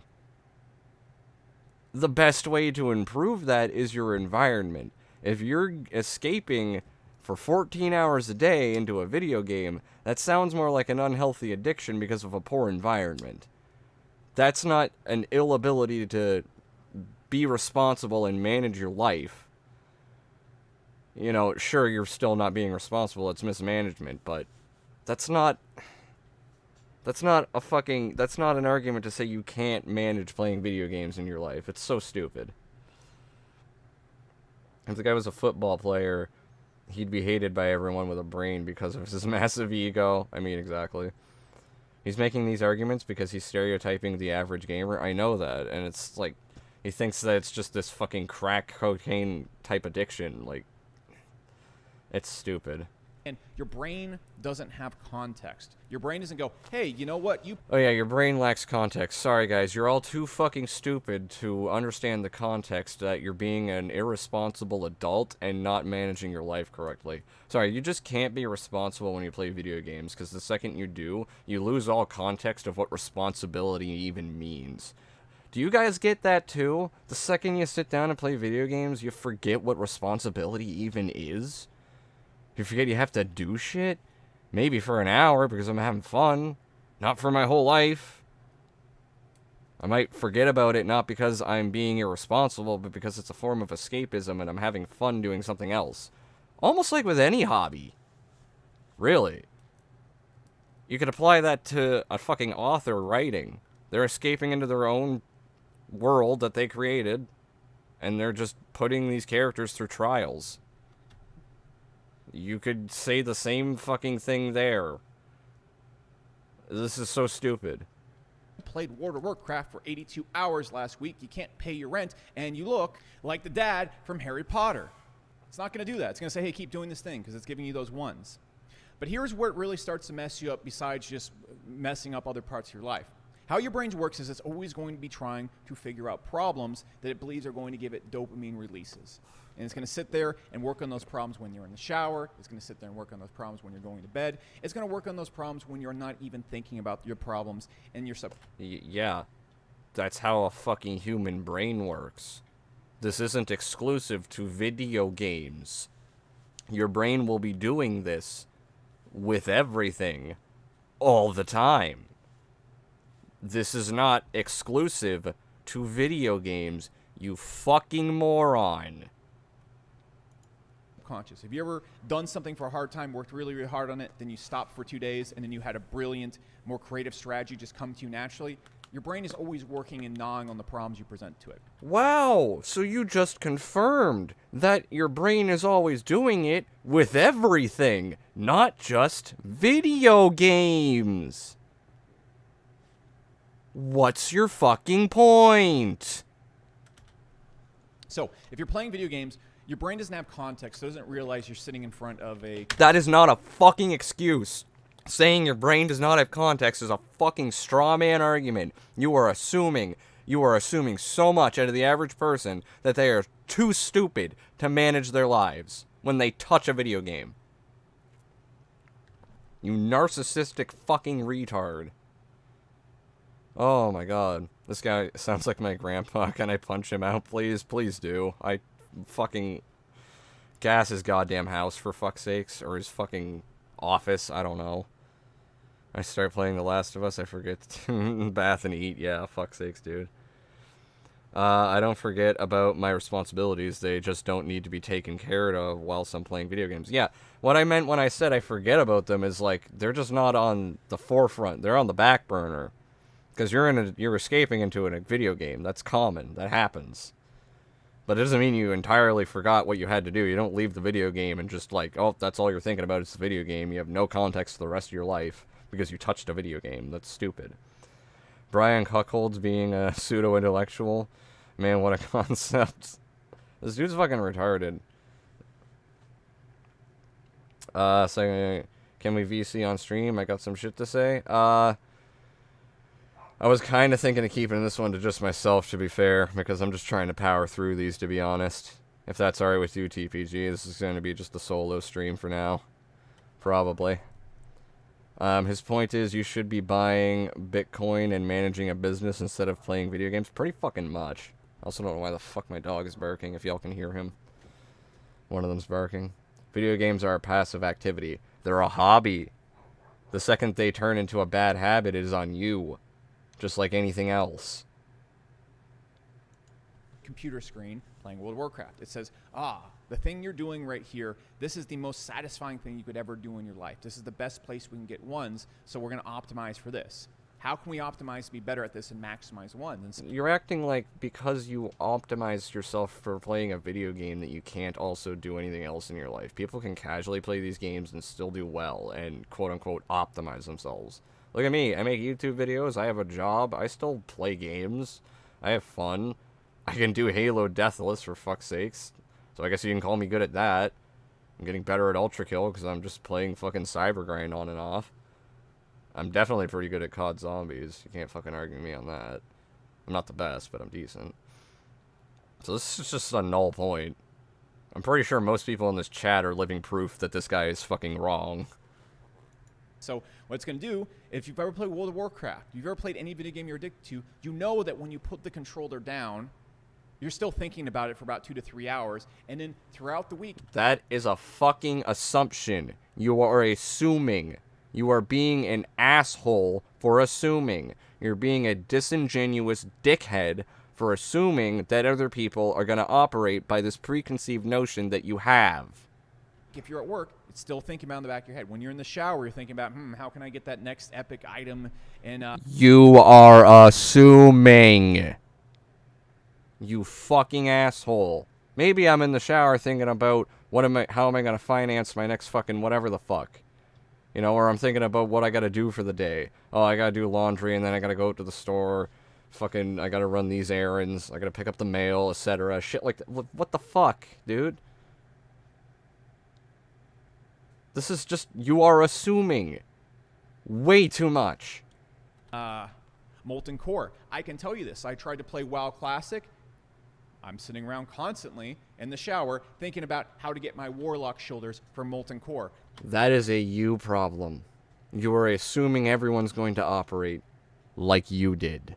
To increase my base stats by like 24 points. It doesn't even like make my points go up and down, but the dopamine release is huge. You see how disturbing that is?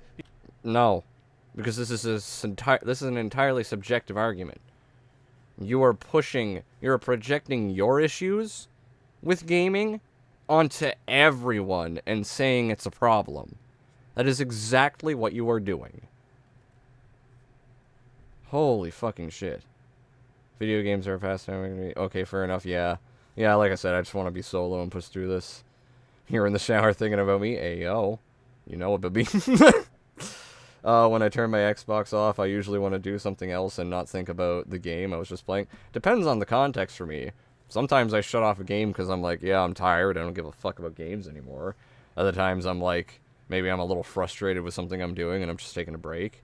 Maybe I do shut it off and I'm like, oh, I really want to go back and play that character, or play this game or whatever the fuck I was doing. But, you know, it's context. Context matters here. And he's actively trying to say that your brain lacks context. It doesn't. That's stupid. That is a null point. Like I said, he's projecting his issues with gaming onto the entire industry and community and saying that this is an issue when it's just a him problem.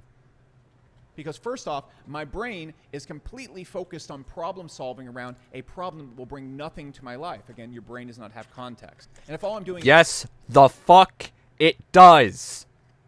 Is playing video games, obviously it's pretty clear why this is bad, because video games don't pay the bills. Yeah, I mean to say I'm not... That also depends. You could be a YouTuber or a streamer that just plays video games and it could pay your bills. You could be a fucking esports player. It could pay your bills. I'm not saying that's an argument for, you know, being addicted to video games when it doesn't bring you anything in your life if it's not paying the bills. But, you know, that's still just a null argument because it still falls back onto everything else I said.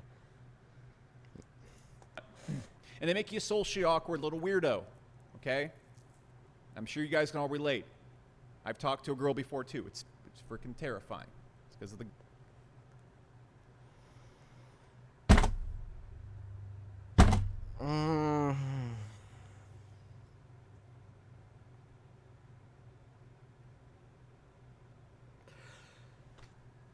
Why are we still here? just to suffer.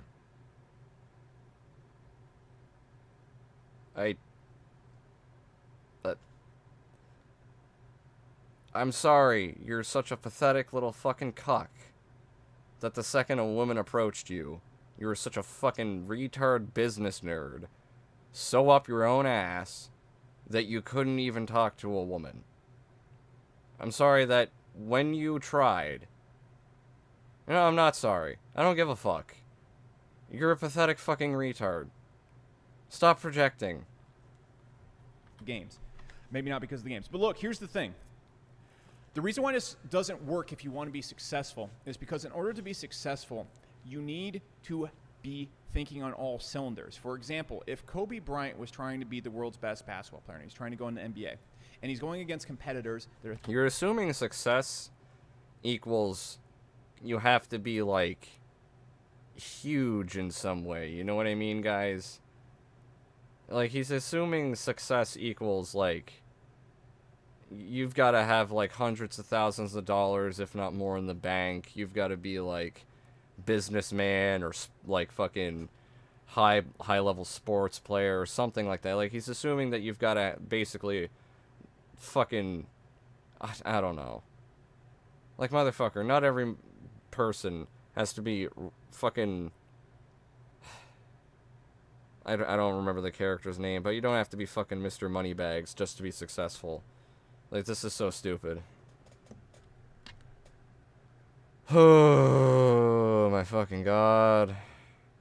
Some people I play games, they hate because it pays the bills. I mean, that's fair. I pay bills before I play games. I need the power thing. I heard so much. Yeah, I kind of need to pay the fucking power before I can play video games, asshole. Oh, god. You were right about him being a sports bitch. He fucking is. He's a fucking sports dick. He really fucking is. I hate it. I hate him. I hate everything about him. I hate his philosophies. I hate his mentality. I hate his office. I hate that he's fucking sitting in a gaming chair while criticizing us.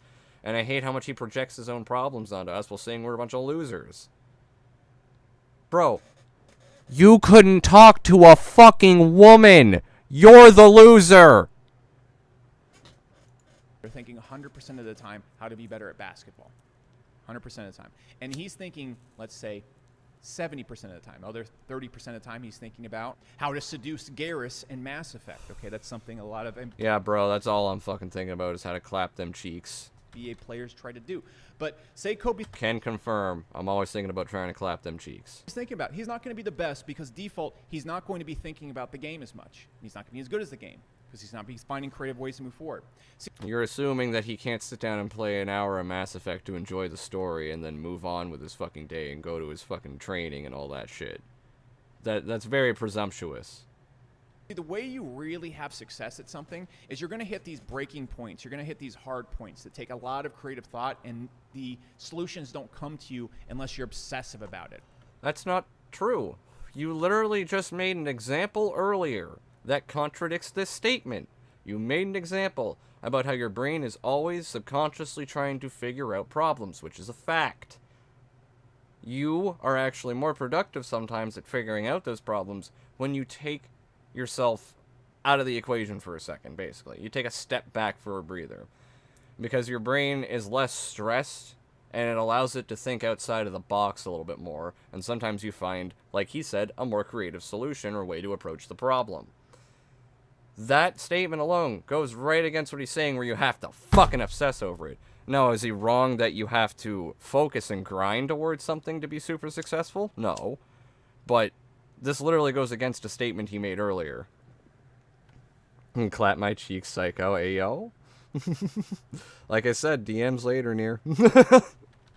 And if you're obsessing with something else, which is a video game, which your brain will obsess over because it's a much better source of funds. It's way more exciting than coming to work and working on your business. That's also subjective. You're also assuming. You're being very presumptuous again, Alex. It's Alex Becker, right? I'm pretty sure that was your fucking name. Nah, you're fucking Brian Reynolds retard. I don't give a shit. Fuck you. Dopamine-wise. Life fulfillment-wise, life satisfaction-wise, it's not. And you can get the same amount of high from working on your business, but you can't when there is a thing you can do in your life that gives you way more ones way more easily. See, dopamine doesn't have context. Just See, I'll say something. I find that I tend to get a lot of dopamine out of interactions with relationships in my life, if that makes sense. Like, actually hanging out with people I like my friends and shit, or seeing, like, family that I haven't seen in a while that I actually care about, or, like, one of my old friends, like my neighbor who I grew up with, who's pretty much like my brother. I get a lot of dopamine out of interacting with the relationships in my life. There was one party we had after one of my friends, you know, this is going to sound kind of sad, guys, little story time, but I had a little party with a bunch of friends after one of my friend's funerals because he killed himself. It was sad, I know, it fucking sucks, but the party itself, man, we had such a good time, and I'm sure that our friend, I'll name drop him because it doesn't matter, my friend Jacob, I'm sure he would have really appreciated the party we sent him off with because he always would have wanted it to be like that, so... He was a little fucking party house guy, kind of guy, so... Like, I don't know, he was always fucking partying and shit like that. But yeah, it's just... I don't fucking know. This guy's so fucking stupid when he thinks the only thing you can get dopamine out of in your life is video games. So that's the whole reason I'm trying to say, like, I feel like I get just as much, if not more, out of interactions with relationships in my life as well. Which is something that people can do, is bond over video games. That's, you know, like, Jesus Christ. It's kind of fucking retarded. Don't waste your time playing video games. Go and play football and get head smacked. Exactly. Get the Dane Bramage. Get the Dane Bramage. He's implying that all we do is sit in front of screens all day. My guy, I have a part-time job. I got college and social life. Exactly. I have a job. I have a social life. And I just tried to say, like, there's a lot of dopamine when it comes to social lives. I love how the idea of the working class doesn't exist to him. Most people just want to go to work, get paid, and go home. Exactly. Sorry about your friend. Thanks. Honestly, you know, you guys don't gotta sympathize too much, but thank you, Near. But I mostly wanted to focus on, like, the party because I'm trying to draw an analysis to, like, yeah, there's a lot of dopamine in relationships in your life, whether it be friendships or what have you, but you know what I mean. Anyways, let's continue this garbage. because it feels good and gives you a lot of dopamine doesn't mean it's something that you actually will enjoy and will make your life happier. It's not. It's a very poor indicator of what's going to make you happy. But when you're getting ones from something, you're going to focus on it. You're going to think about it. Thus, you're not thinking. I mean, that is true. When you're getting dopamine from something, you are going to think about it. That doesn't mean you can't be a responsible person and manage the different things in your life that give you dopamine. You're also assuming that people are only going to focus on one thing in their life that gives them dopamine. I can tell you for a fact that's not true. I have multiple hobbies that I enjoy, all of which give me dopamine. YouTube videos, Dungeons and Dragons, video games, friendships, relationships. But the only thing I do in my life that I actually fucking hate is my job, but like Mario said, I want to work, go to work, get paid, and go home. How fucking hard is that to understand? Thinking about something else. Thus, you're not hitting that level of creativity you need to get to that top level. See, how success works is it comes at an exponential return.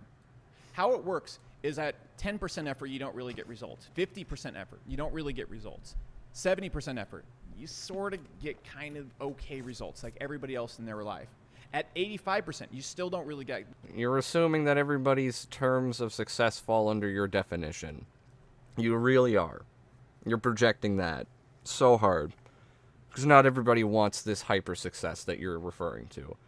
I can tell you for a fact I can give 50% effort at my job, and I'll be fine with the success that comes with that.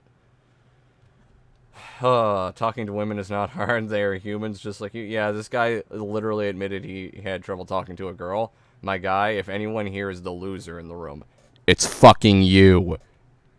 Holy shit. Sorry to hear that, man. Hope his soul has found peace. You know, I do too, homie. He was a real one.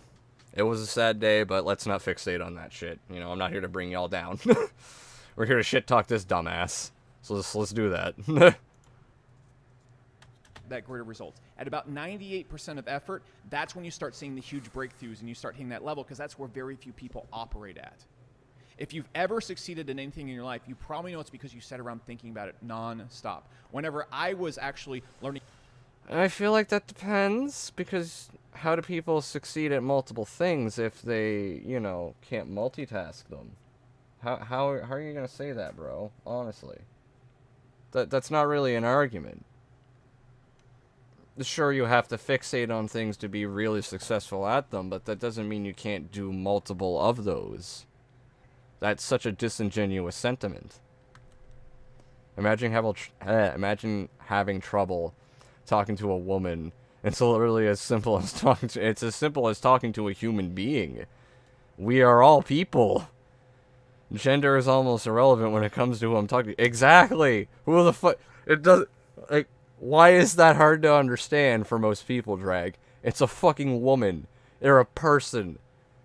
Why is that any different to talking to any other fucking human being? Well, I don't get it. We're people. This guy acts like we're all a bunch of fucking, like, socially awkward retards that don't know how to talk to anybody. How to code and alter video games when I was younger, I would sit around and obsess over that constantly. And I would just think about it. And because I was able to do all sorts of crazy things in the games. Whenever I was first thinking about and building my first business, it was all I thought about all day long. So I found all these creative ways to break through these things in my business that... Okay, so you succeeded. And then you focused on more success. There is also probably a level you could have stopped at and been happy with that success. Not saying you don't keep running the business, but, you know, you can level it out. You know, whatever happened to, like, grinding out for the first parts of your life to become successful, and then you live the rest of your life having a good time. That doesn't mean you can't play video games throughout that, and by the end you have more time to play video games too. What the fuck? This is all stupid. I looked at a very hot woman and went, fuck it. I talked to her, asked her out a couple weeks later, and we've been together for almost 3 years. Yeah, that's what's up, homie. I mean, I'm coming out of a 5-year relationship, which kind of sucks, but still.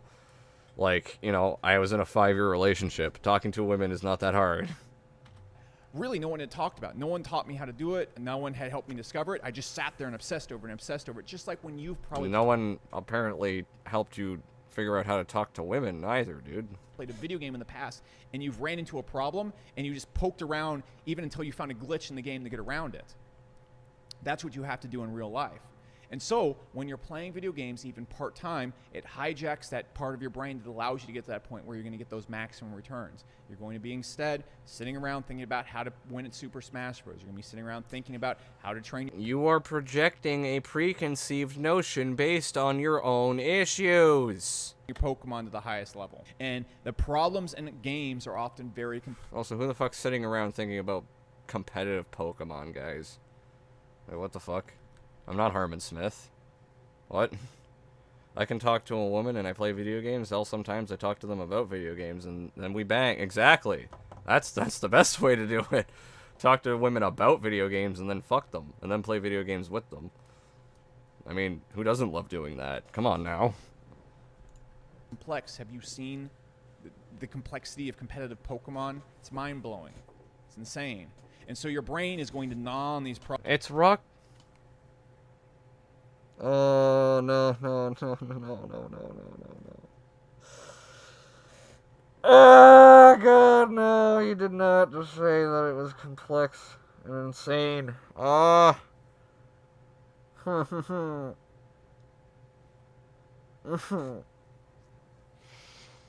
Jesus fucking Christ, this is terrible.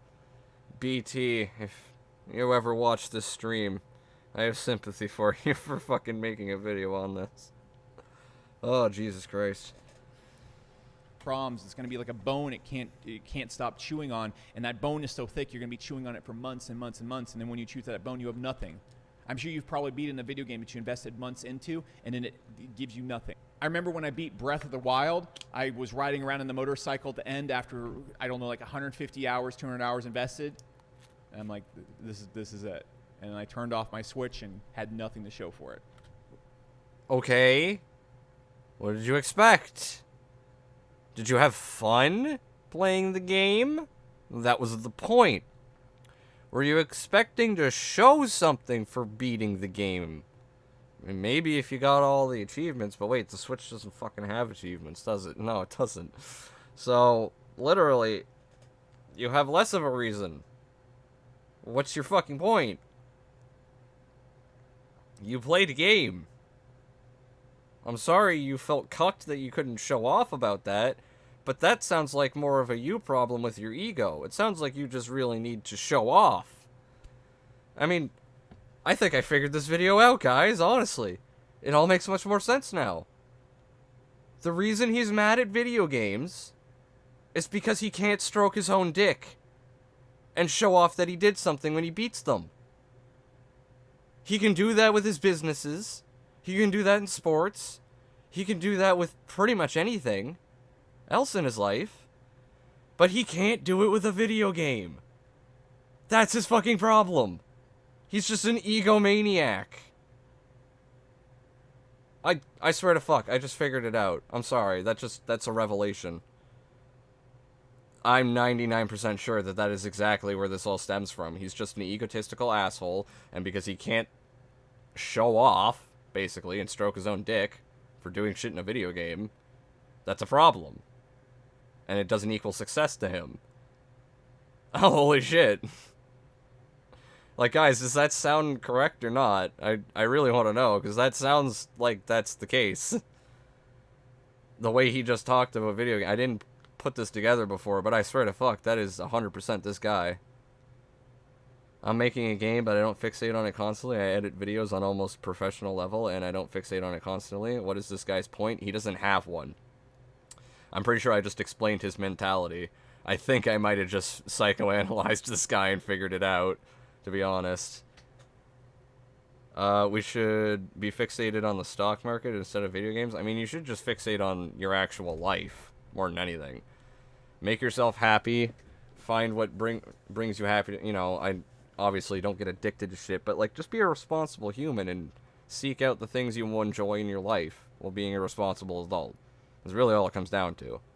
It's not that difficult.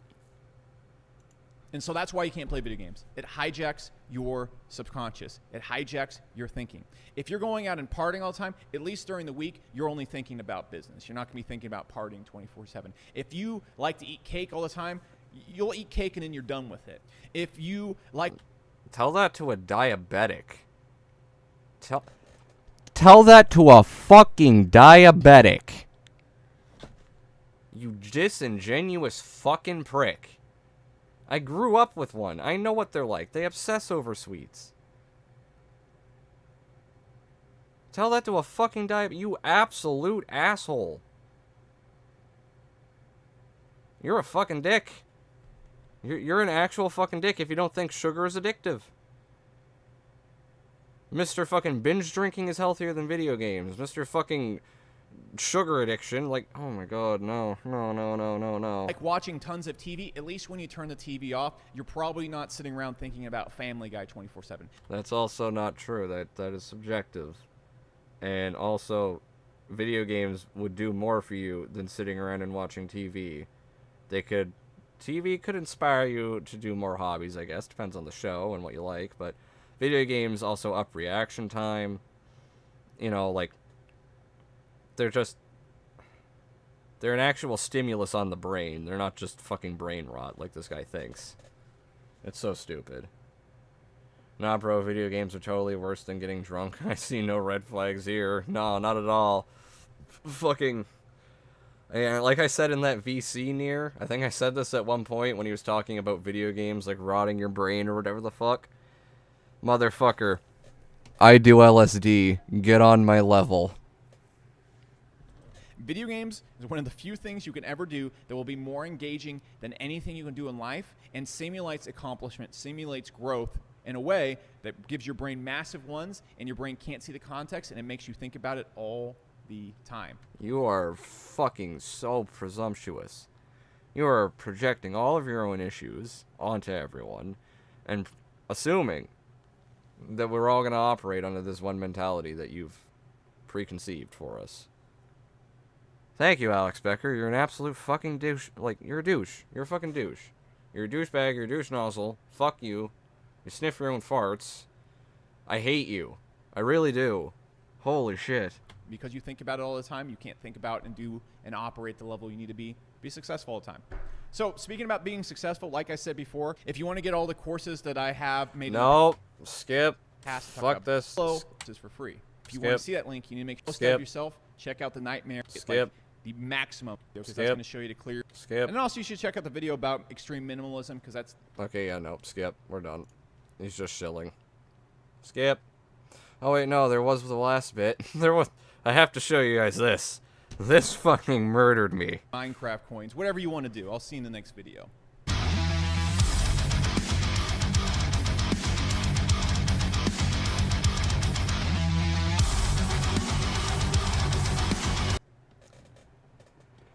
You rant about video games for 11 minutes. Pretty fucking much.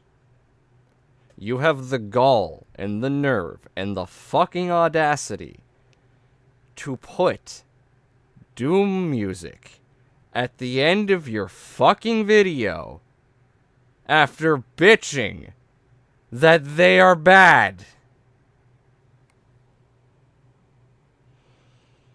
When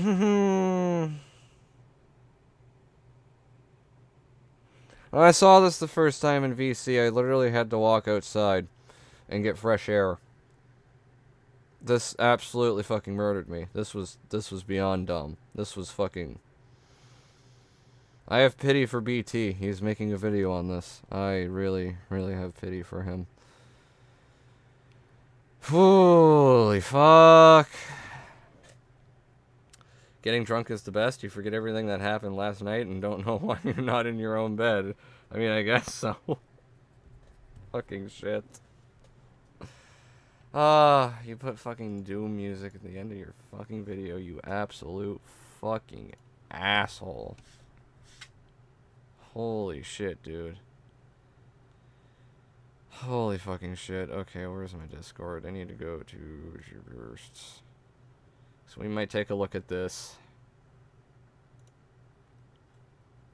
I might as well do it on my own Twitter. So Mario, yeah, we're going to try and take a look at this, but very quickly I'm going to go use the washroom first, guys. So let me just pull up the Be Right Back screen, and I'll pull up the music again. And then I'm going to use washroom, and then we're going to take a look at this dumb cringe.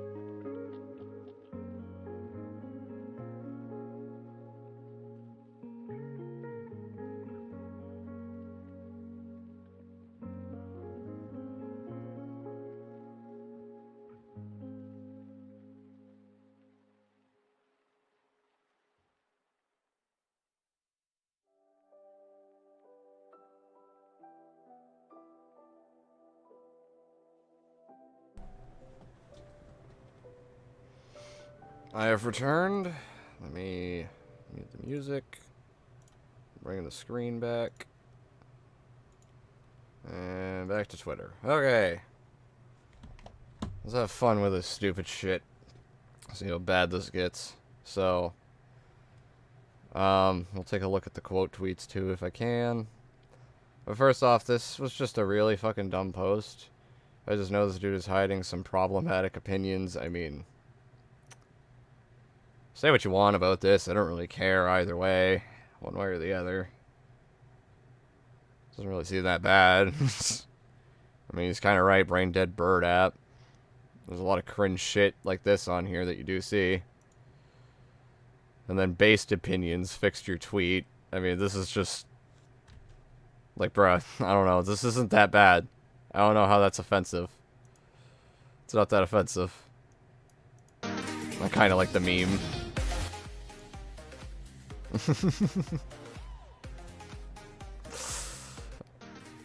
I'm playing that once for the stream. So let's get into the actual bullshit replies. Should I go to the quote tweets first? Check DMs? I will. Should I do that on stream, though? Hang on. I will check DMs, though, near. Okay, I will show this. Back to chilling. I will show this. Maps, bait tweets, the space fun discourse, the nuts.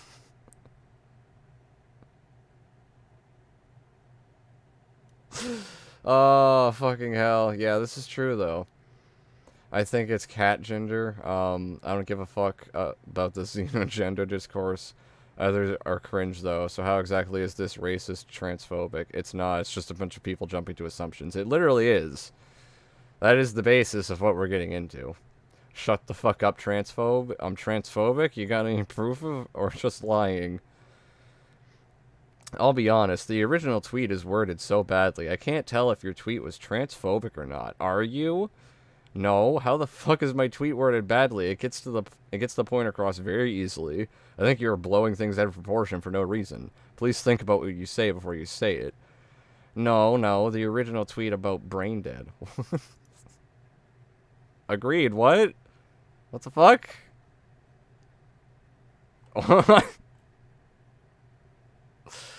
Okay.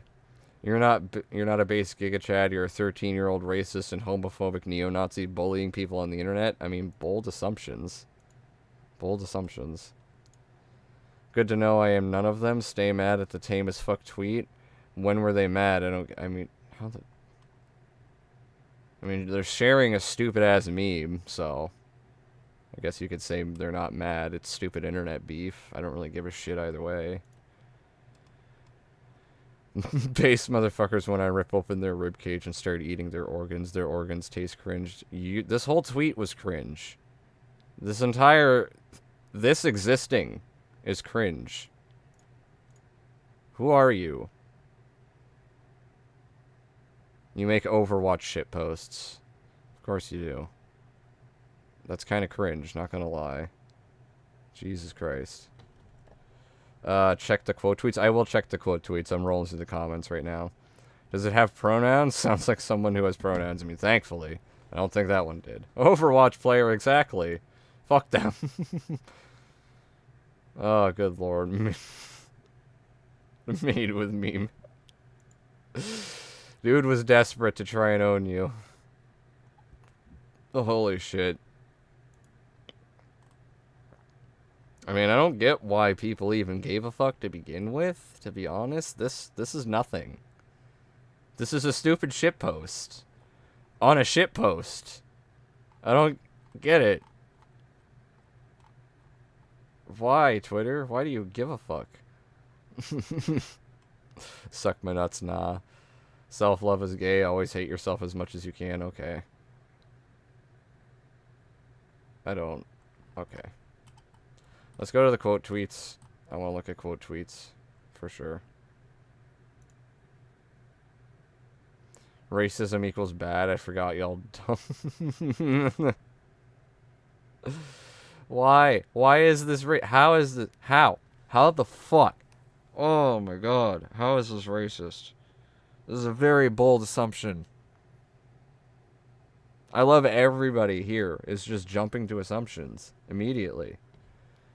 I really don't understand it. I don't get it. Like, I don't. Do you have any pronouns? Okay. They don't have pronouns, guys. They don't have pronouns in here. But they still wanted to specify to us that any pronouns was okay. I sure am fucking glad that they specified any pronouns was okay. I really fucking am so happy that they specified. Otherwise, I wouldn't have fucking known what to do. What the This is why I hate Twitter. This is so stupid. Holy shit. Oh, God, dude. What was he cooking? I don't get this one. I don't get this one.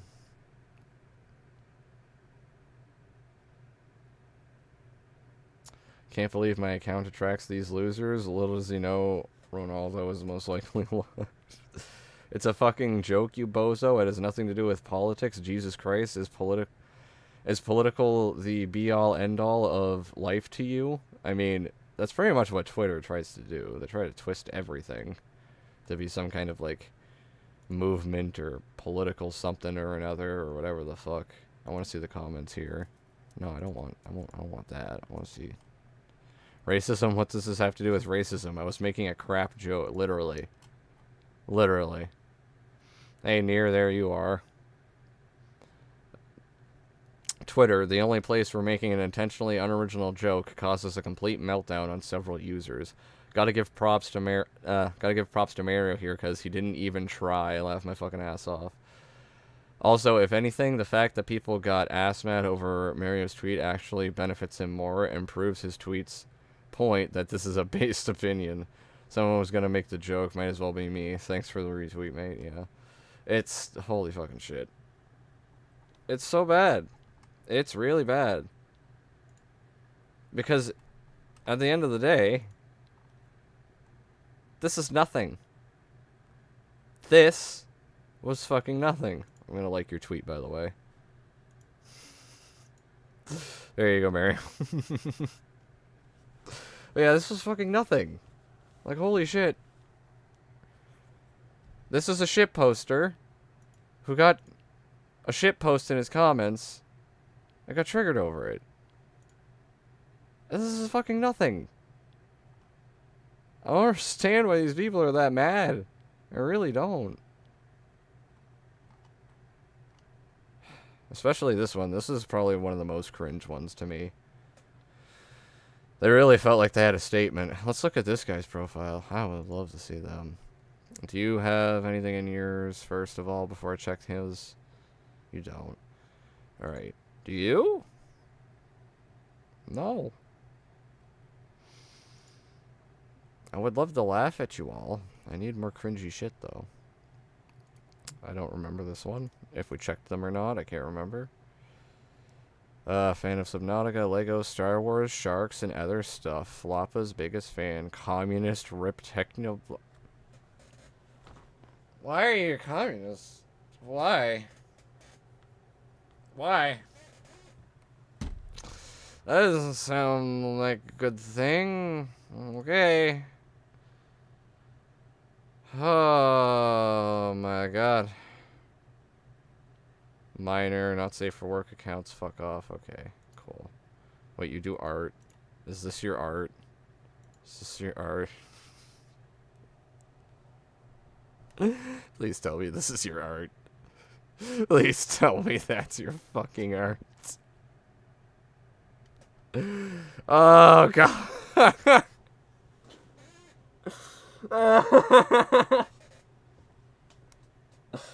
Oh, no. Oh, fuck, no. Oh, Jesus, no. Okay. Look at the people who liked tweet calling me homophobic, 13-year-old full of pronouns. You gonna read chat? I mean, at some points, I was having fun reading this shit. Click on the meme man and scroll down till he talks about not wanting racist and homophobia following him. The guy who retweeted it got mad. The gimmick account. Which one is it specifically? You talking about, because I wasn't reading chat, I was just looking at everything and laughing at it. Talking about this guy? What is it you want me to do here? Look at the people who liked the tweet calling me a homophobic 13-year-old full of pronouns. Alright, I'm gonna head out. Been fun. Alright, homie. Art profile picture. I mean, dude, it was that profile picture was bad. Hey, just fucking. Which one is it specifically you're talking about, though, Mario? He's talking about the one meme channel who quote tweeted him. Okay. This guy. I remember now. I remember him. That's not exactly what I wanted, Twitter, but okay.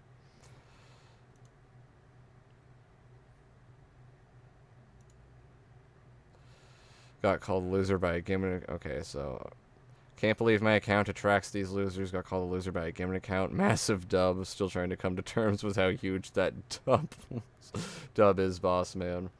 Just wait until they find who the person running it identifies as. They don't know about my insane ass meme. Okay.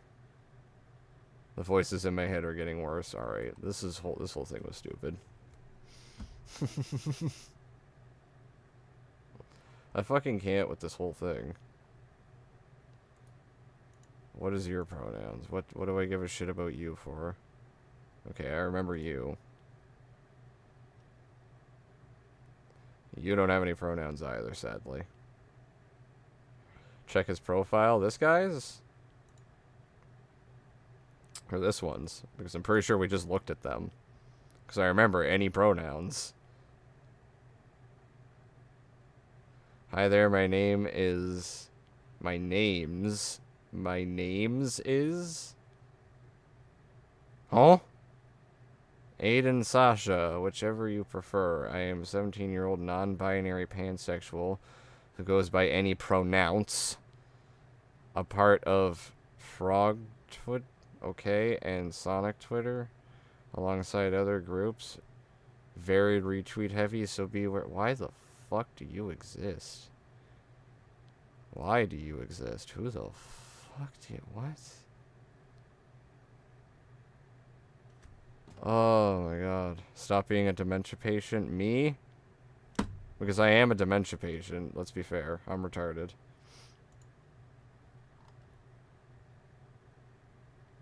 I'll send it to you in DMs. Okay.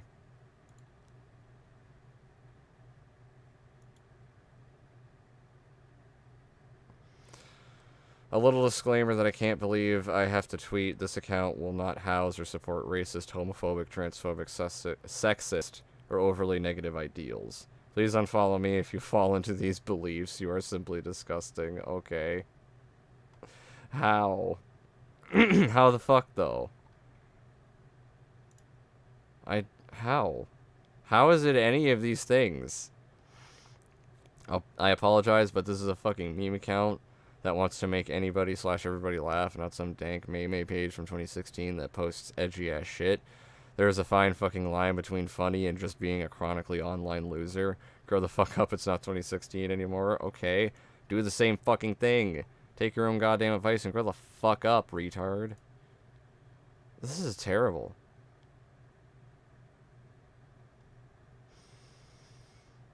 There's nothing really significant in these comments, though. Dub account. Yeah, okay. There's nothing really significant there. Edge born out of hate is no edge at all. Okay.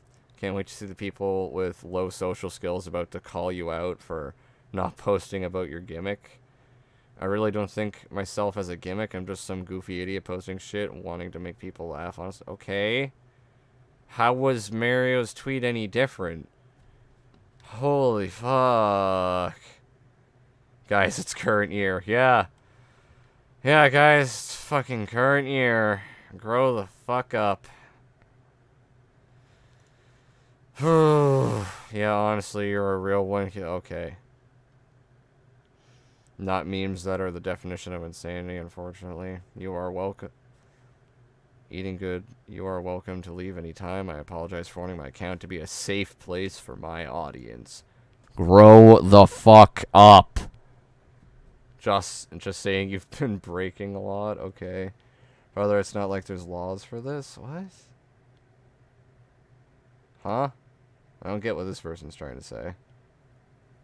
But okay. These are all god-awful. Never claimed they were. Twitter the only place where articulated sentences still get misinterpreted. Yes, exactly. Oh my fucking god. These are all terrible. These are really all terrible. Oh, thank god I can still be fatphobic.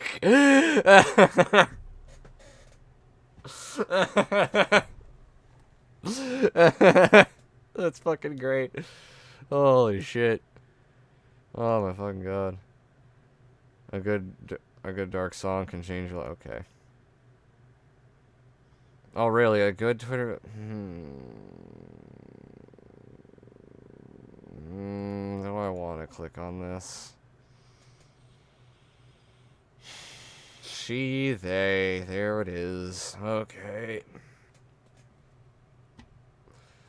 God, this just attracted a fucking cesspool, didn't it, Mario? This literally just attracted a fucking cesspool of retards. Oh, Jesus Christ. This is why I don't go on Twitter often. This is exactly why I don't go on Twitter often. What time is it? 1:24? How long have I been streaming? Almost 3 hours. Is there anything else you really want me to showcase from this thread, Mario? Because if not, I think we might call it there. I'll give you a second to catch up with that. If there's anything else you want me to showcase, like DM it or something. If not, I'll probably try to call the stream there. There's my quote tweet. I'm pretty sure I did read it, but I'll go back and find it. Let me go find Mario's tweet and then quote tweets. Yeah, there was this one. And I know you had another tweet today, Near, which I could also very easily go find. Which was right here.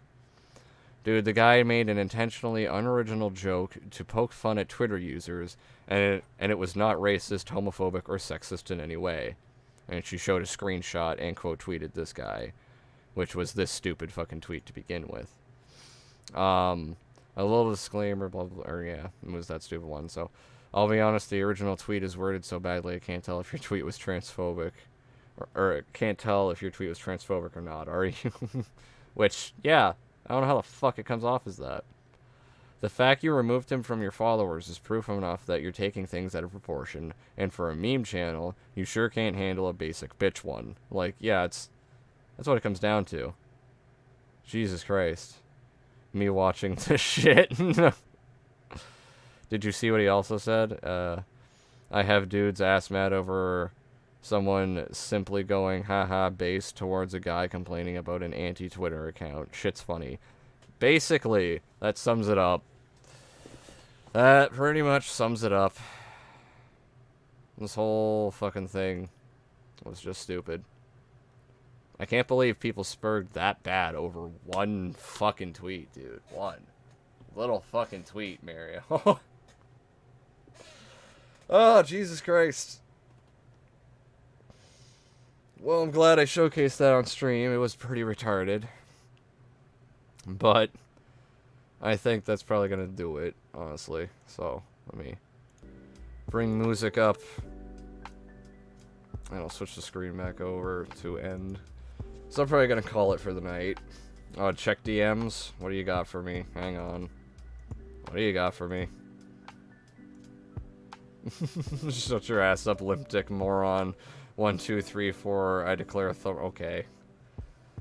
I mean, again, just stupid. But yeah, I'm gonna head off though, guys. So, thank everybody for coming out. Mario, I'm glad we got to showcase that. I appreciate everybody helping me get through Connor Shaw, Dane Bramage, and Alex Becker. See ya, baby. Yeah, see you in here. Love you. But yeah, I appreciate everybody coming by. So. Oh, fuck. I'll see y'all in the next stream. I'm hoping to have the Mayo video out very soon. But either way, don't forget to come back for more quality therapy, guys. Peace out, y'all. Have a good night.